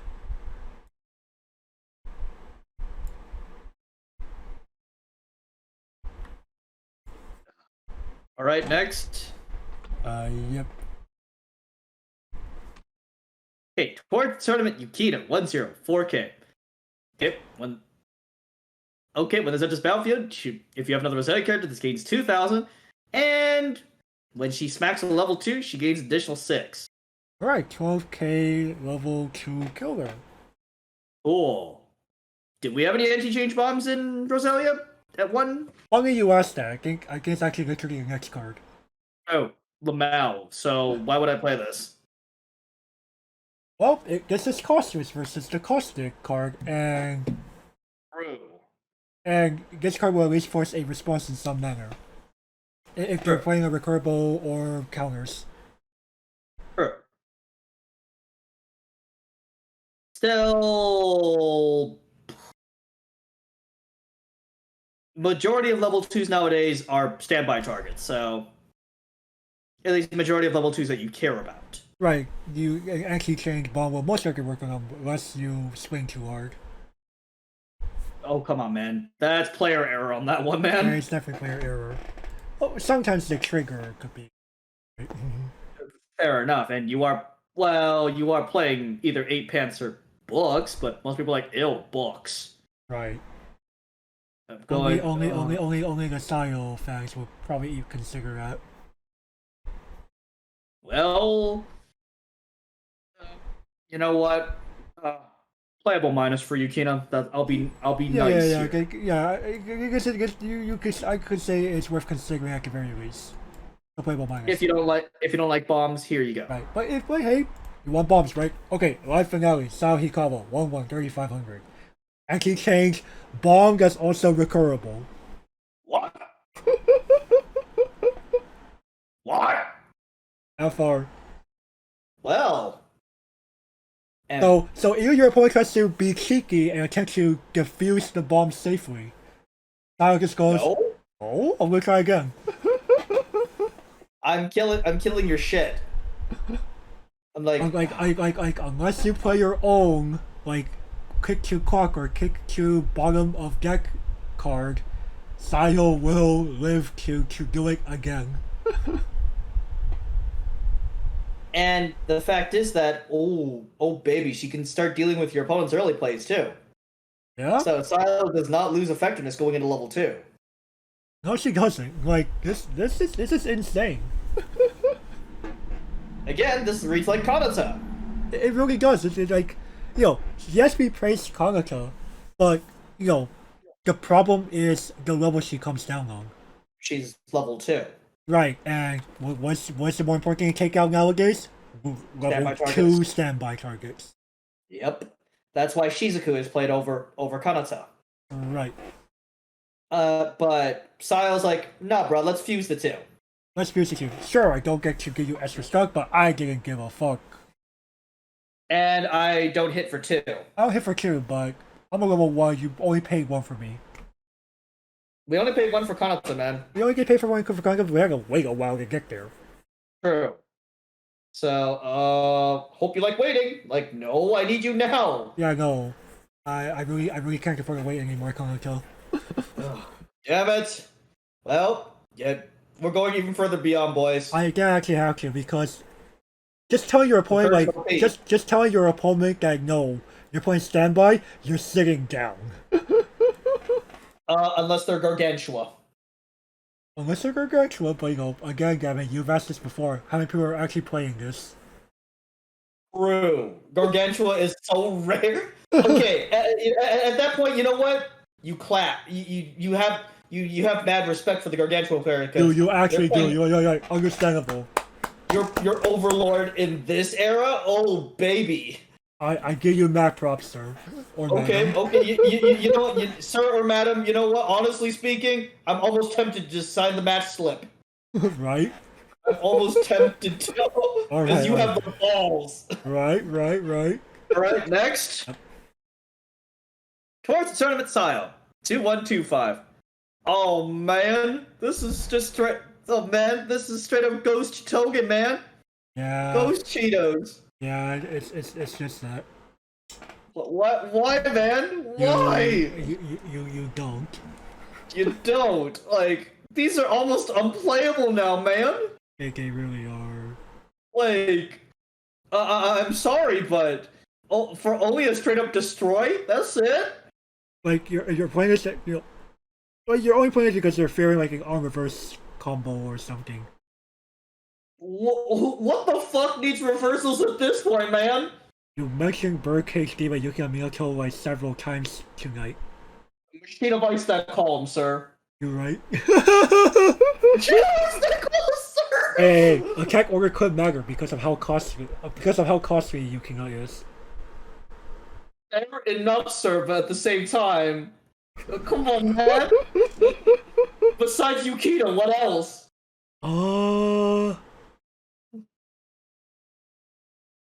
That's a good question. Like, I think that might be about it. Like, going together Kokoa. OPAF. We will elaborate later, but at the same time, this? FR? Oh, come on, man. Ryan. I think it's fucking time again, man. Yeah, we're giving these things the quotes now. That's how much the game has changed.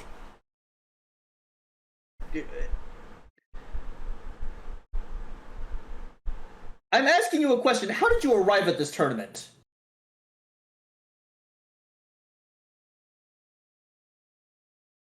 And you know exactly where I ripped that from. Yep. On the contrary, band girls are the enemies of band girls.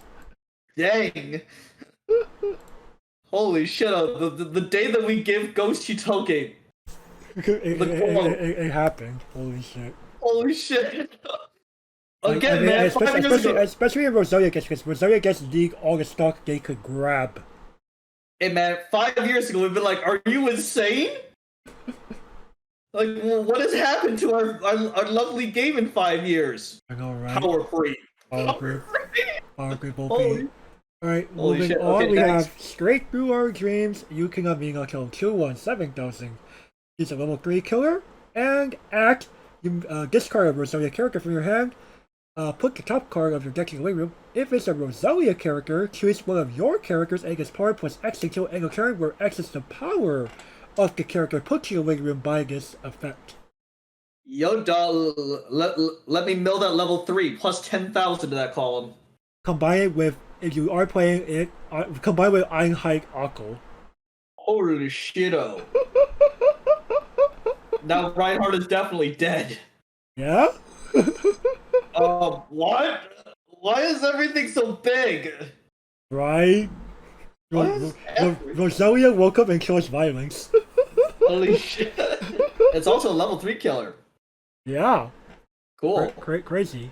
Cool. Overall, Playable. yeah, I'll give it a playable Yeah. too. I like this. I like this. Hey man, it makes up for style, okay? It really does. Okay. Avant-garde history, Rinko, 217k. Oh, cool. All of your Roselia characters in your hand act as 1500 counters at level 2. Well, since a level 2, Oh. that makes sense. Okay, fair enough. This activates up to 3 times per turn. When you use backup, you gain additional. What? Yes, we are breaking the rules even further beyond. What? So, bro, I could literally pitch 2 counters? Or even 4. And you really want to be a madman? 4 counters? FR? What in the Sam Hill am I facing that I need 4 counters for? Reinhardt? Yeah, true. You told me you really don't want to get memory kicked? Well, telling Reinhardt to sit. Oh sure, I'll discard the 4. Holy shit! And man, that's the only card on the other side of the battlefield, man. You force them to pay the tray. True. You either force them to pay the tray, or Reinhardt dies. Right. It's funny how, if I'm not mistaken, didn't the Umi and Summerpunkers turn the backups into level 0 backups despite being a level 3? That's so weird. And also, well, she doesn't give you additional counter steps, man. She didn't. True. She can't. What are we playing? Fucking Vanguard now? I can literally. Okay, I don't think well, okay. Additional guard steps don't make sense in Vanguard, period. Right, but I can literally defend with my entire hand, man. Yeah, we are actually playing Vanguard. Block with my entire hand, man. Block, I need this character to remain alive. Okay, how much are you pitching here? You know what? No pass. Fuck it, 40k no pass. Okay, Plus no four- problem. Hey man, isn't that valid? Okay, 40k no pass? technically speaking, I think someone came up with like a list of things you actually had to save because like certain cards exist that could drive check more than 2 times, right? Okay, fair enough. Like we have 1 to pass, 2 to pass, 3 to pass, 4 to pass, 5 to pass for the pension drivers. Holy shit, we also- those pension drivers? Yeah, you're gonna go overlook the purge. Okay. GB3 gets the number of drive checks on this card is the number of cards in your opponent's damage zone. Holy shit, that's usually 5. That's usually 5, dude. Yeah, By the time you hit GB3, shit. yeah. So you push your opponent to 5 and then pension drive. Right. Okay. And okay. and we also have over trigger to pass now. So Okay, pitch my entire hand. 5 pass. bypass. It's a 5 pass. Oh, you whiffed? Guess what? I'm still alive, bitch. Right. Yeah, but your hand is gone. Rinko is turning Roselia into Vanguard. And man, that's kind of appropriate. They're in fucking Vanguard, aren't they? They are. So, again, man. Like, Roselia gave recently, Roselia performs the Overcast opening, along with several other songs in Vanguard. So, you can't escape these creatures no matter where you go in Bushy Road. Yep, they're in Rebirth, check. They're in Weiss Schwarz, check. They're in Vanguard, check. Fuck! We can't escape! Where could you truly go that you could escape? Not even Stardom. Stardom, I believe, sometimes gets. I know Aiba try to show up or something. Revy Starlight? Revy Starlight, I know Aiba is Claudine. Fuck! Yeah, well, I like Aina Aiba anyways.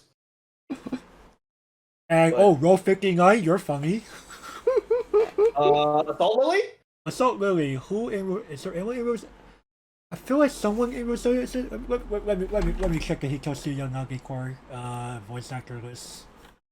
And before Yu was literally Aina Aiba. Oh, you're funny.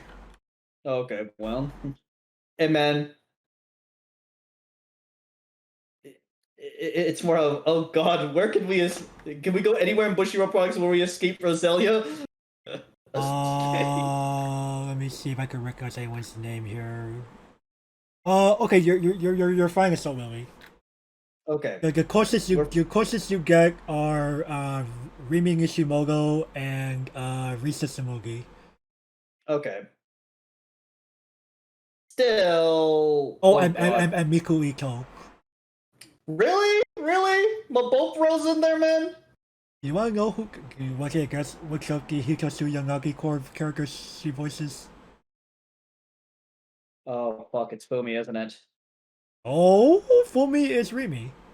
Okay. Okay. Is it? It's Miriam, isn't it? No, Damn it. Okay. Okay. Who is it? Yuri. Really? Wow. Yeah, it's actually Okay. Yuri. Wait, she did. I thought she did. Right, that's what I said on Assault Lily review. Yeah, Oh, she okay. did. She did. But yo, dog, Rinko. Well, we're playing Vanguard. We're playing Vanguard. The overall rating. Playable minus. Playable minus because, you know, again, we're not really too sure if this is like the way to go. Yo, dog, what would I pitch my entire? Oh. I gotta be really desperate. Alright. Oh man. Moving along, we have Avant-Garde History, you King of Ming until 001,000. On play, choose one of your opponent's characters in the front row and gets power minus 1,000 until end of turn. And on play, you may shuffle 2 Roselia characters from your way room into your deck. If you do, choose one of your Roselia characters and it can side without soul penalty until end of turn. Oh, why do I care? It might actually matter in certain top ends. Oh, fair enough. But at Like, the like, same like, time, like, man, like, for example, you know, if you're playing like the Lisa level 3, you know, the multiplying Lisa level 3, maybe you don't want to front because your opponent plays money counter or something. fair enough. Or you know, honestly, it's not the shuffle in two that bothers me. It's the fact that I only get to side without penalty. FR.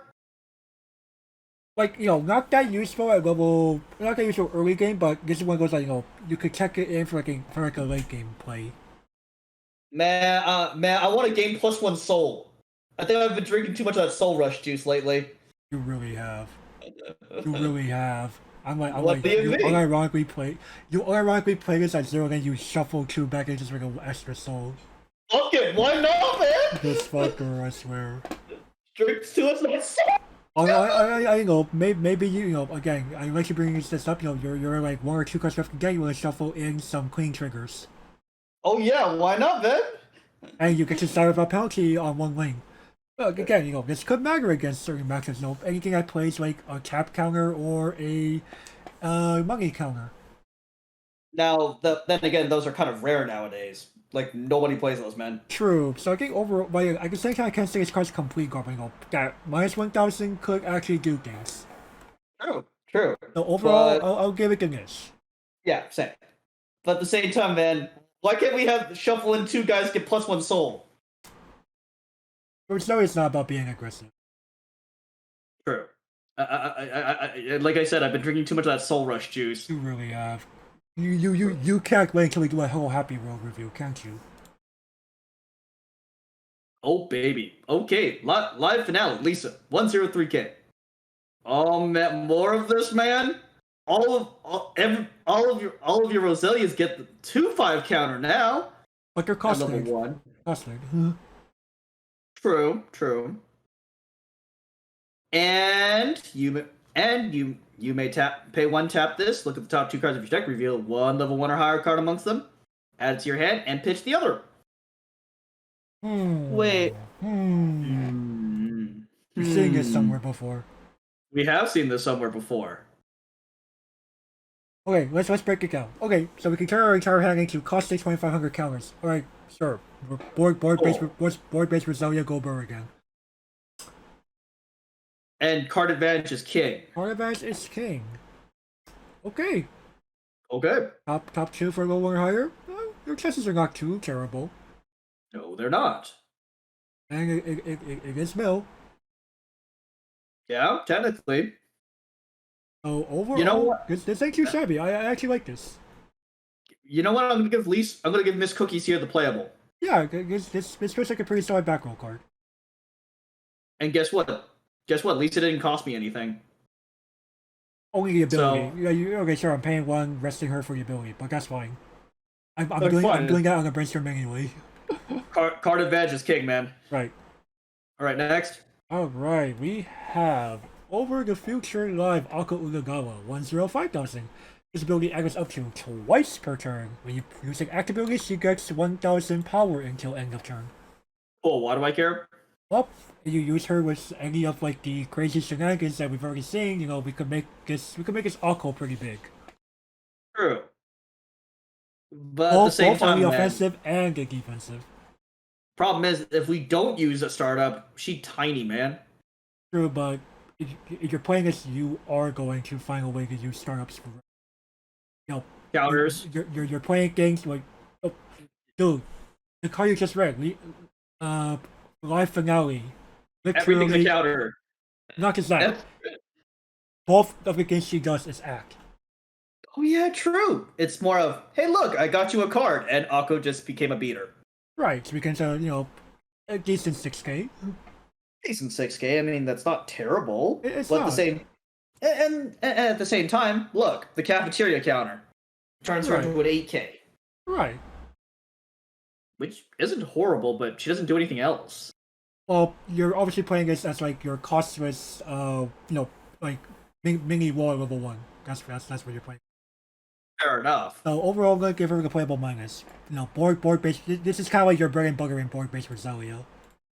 Yeah, okay, fair enough. Same. Okay, so that will do it for us with Poppin'Party and Roselia. So overall thoughts. Well, good stuff is actually revived. People, it's back. Man, Much to your just- dismay. be careful what you wish for, Right. Bang Dream players. Roselia gets a new interesting dynamic with playing board based if they want to go that route. A new cheaper top end, you know, I really like that. And Poppin'Party gets like a lot of like nice innovation, you know, the bombs, and the fact that they automatically make Arisa and Taye red cards. Is Birdcage back? Is Birdcage get back? Possibly, you know, Aqua Brainstorm could be the thing, right? And then we have Poppin'Party. Whoa, what the fuck? Yeah. What? Or you know, just like you know, both the Astro Harmony Arisa and the Einheit Rinko combos are definitely like showing us, you know, you're saying a new bar for level 1 combos. So you don't need as many copies for them to pop off at maximum potential, and they're getting you a lot of net value. Advantage 5 ever, man. Yeah, and you know, people, please actually, you know, one of the reasons why I like to do these review shows, we get to look at gems or diamonds in the rough. You know, things like Hot Spring Mood, Arisa, and Live Finale, Lisa. I'm pretty sure a lot of people just like overlook them because there is janky comics pack filler, right? And No, man, those cards could unironically be staple. card advantage is king. You know, I keep saying it. Like You know. like having you're playing Poppin'Party. You may unironically like you slap down your MV production days standby climax for your Astro Harmony Arisa combo. You may unironically choose the Hot Spring Mood Arisa in your waiting room and slap her in the back row. Why would I not? Right, just start getting advanced forever. Not have a clock again, maybe. But card advantage is king. I'm Right. a magic player, man. Right. So, like, yeah, I definitely do like where Bang Team's going, like moving forward overall, and I do like that we're seeing like very nice design in like throughout the rarities. Okay, this set didn't piss me off nearly as much as I thought it would. Okay, that's good. Okay, so any other final words? Like, favorite, comment, subscribe. Please ring the notification bell because these all Help the YouTube algorithm, and of course, you want to contribute to our progression even further. We also have Patreon and Coffee. We will definitely use those and enhance our show and give y'all some nice perks. So with that, everyone, we will catch you all next time. See you then. Bye bye.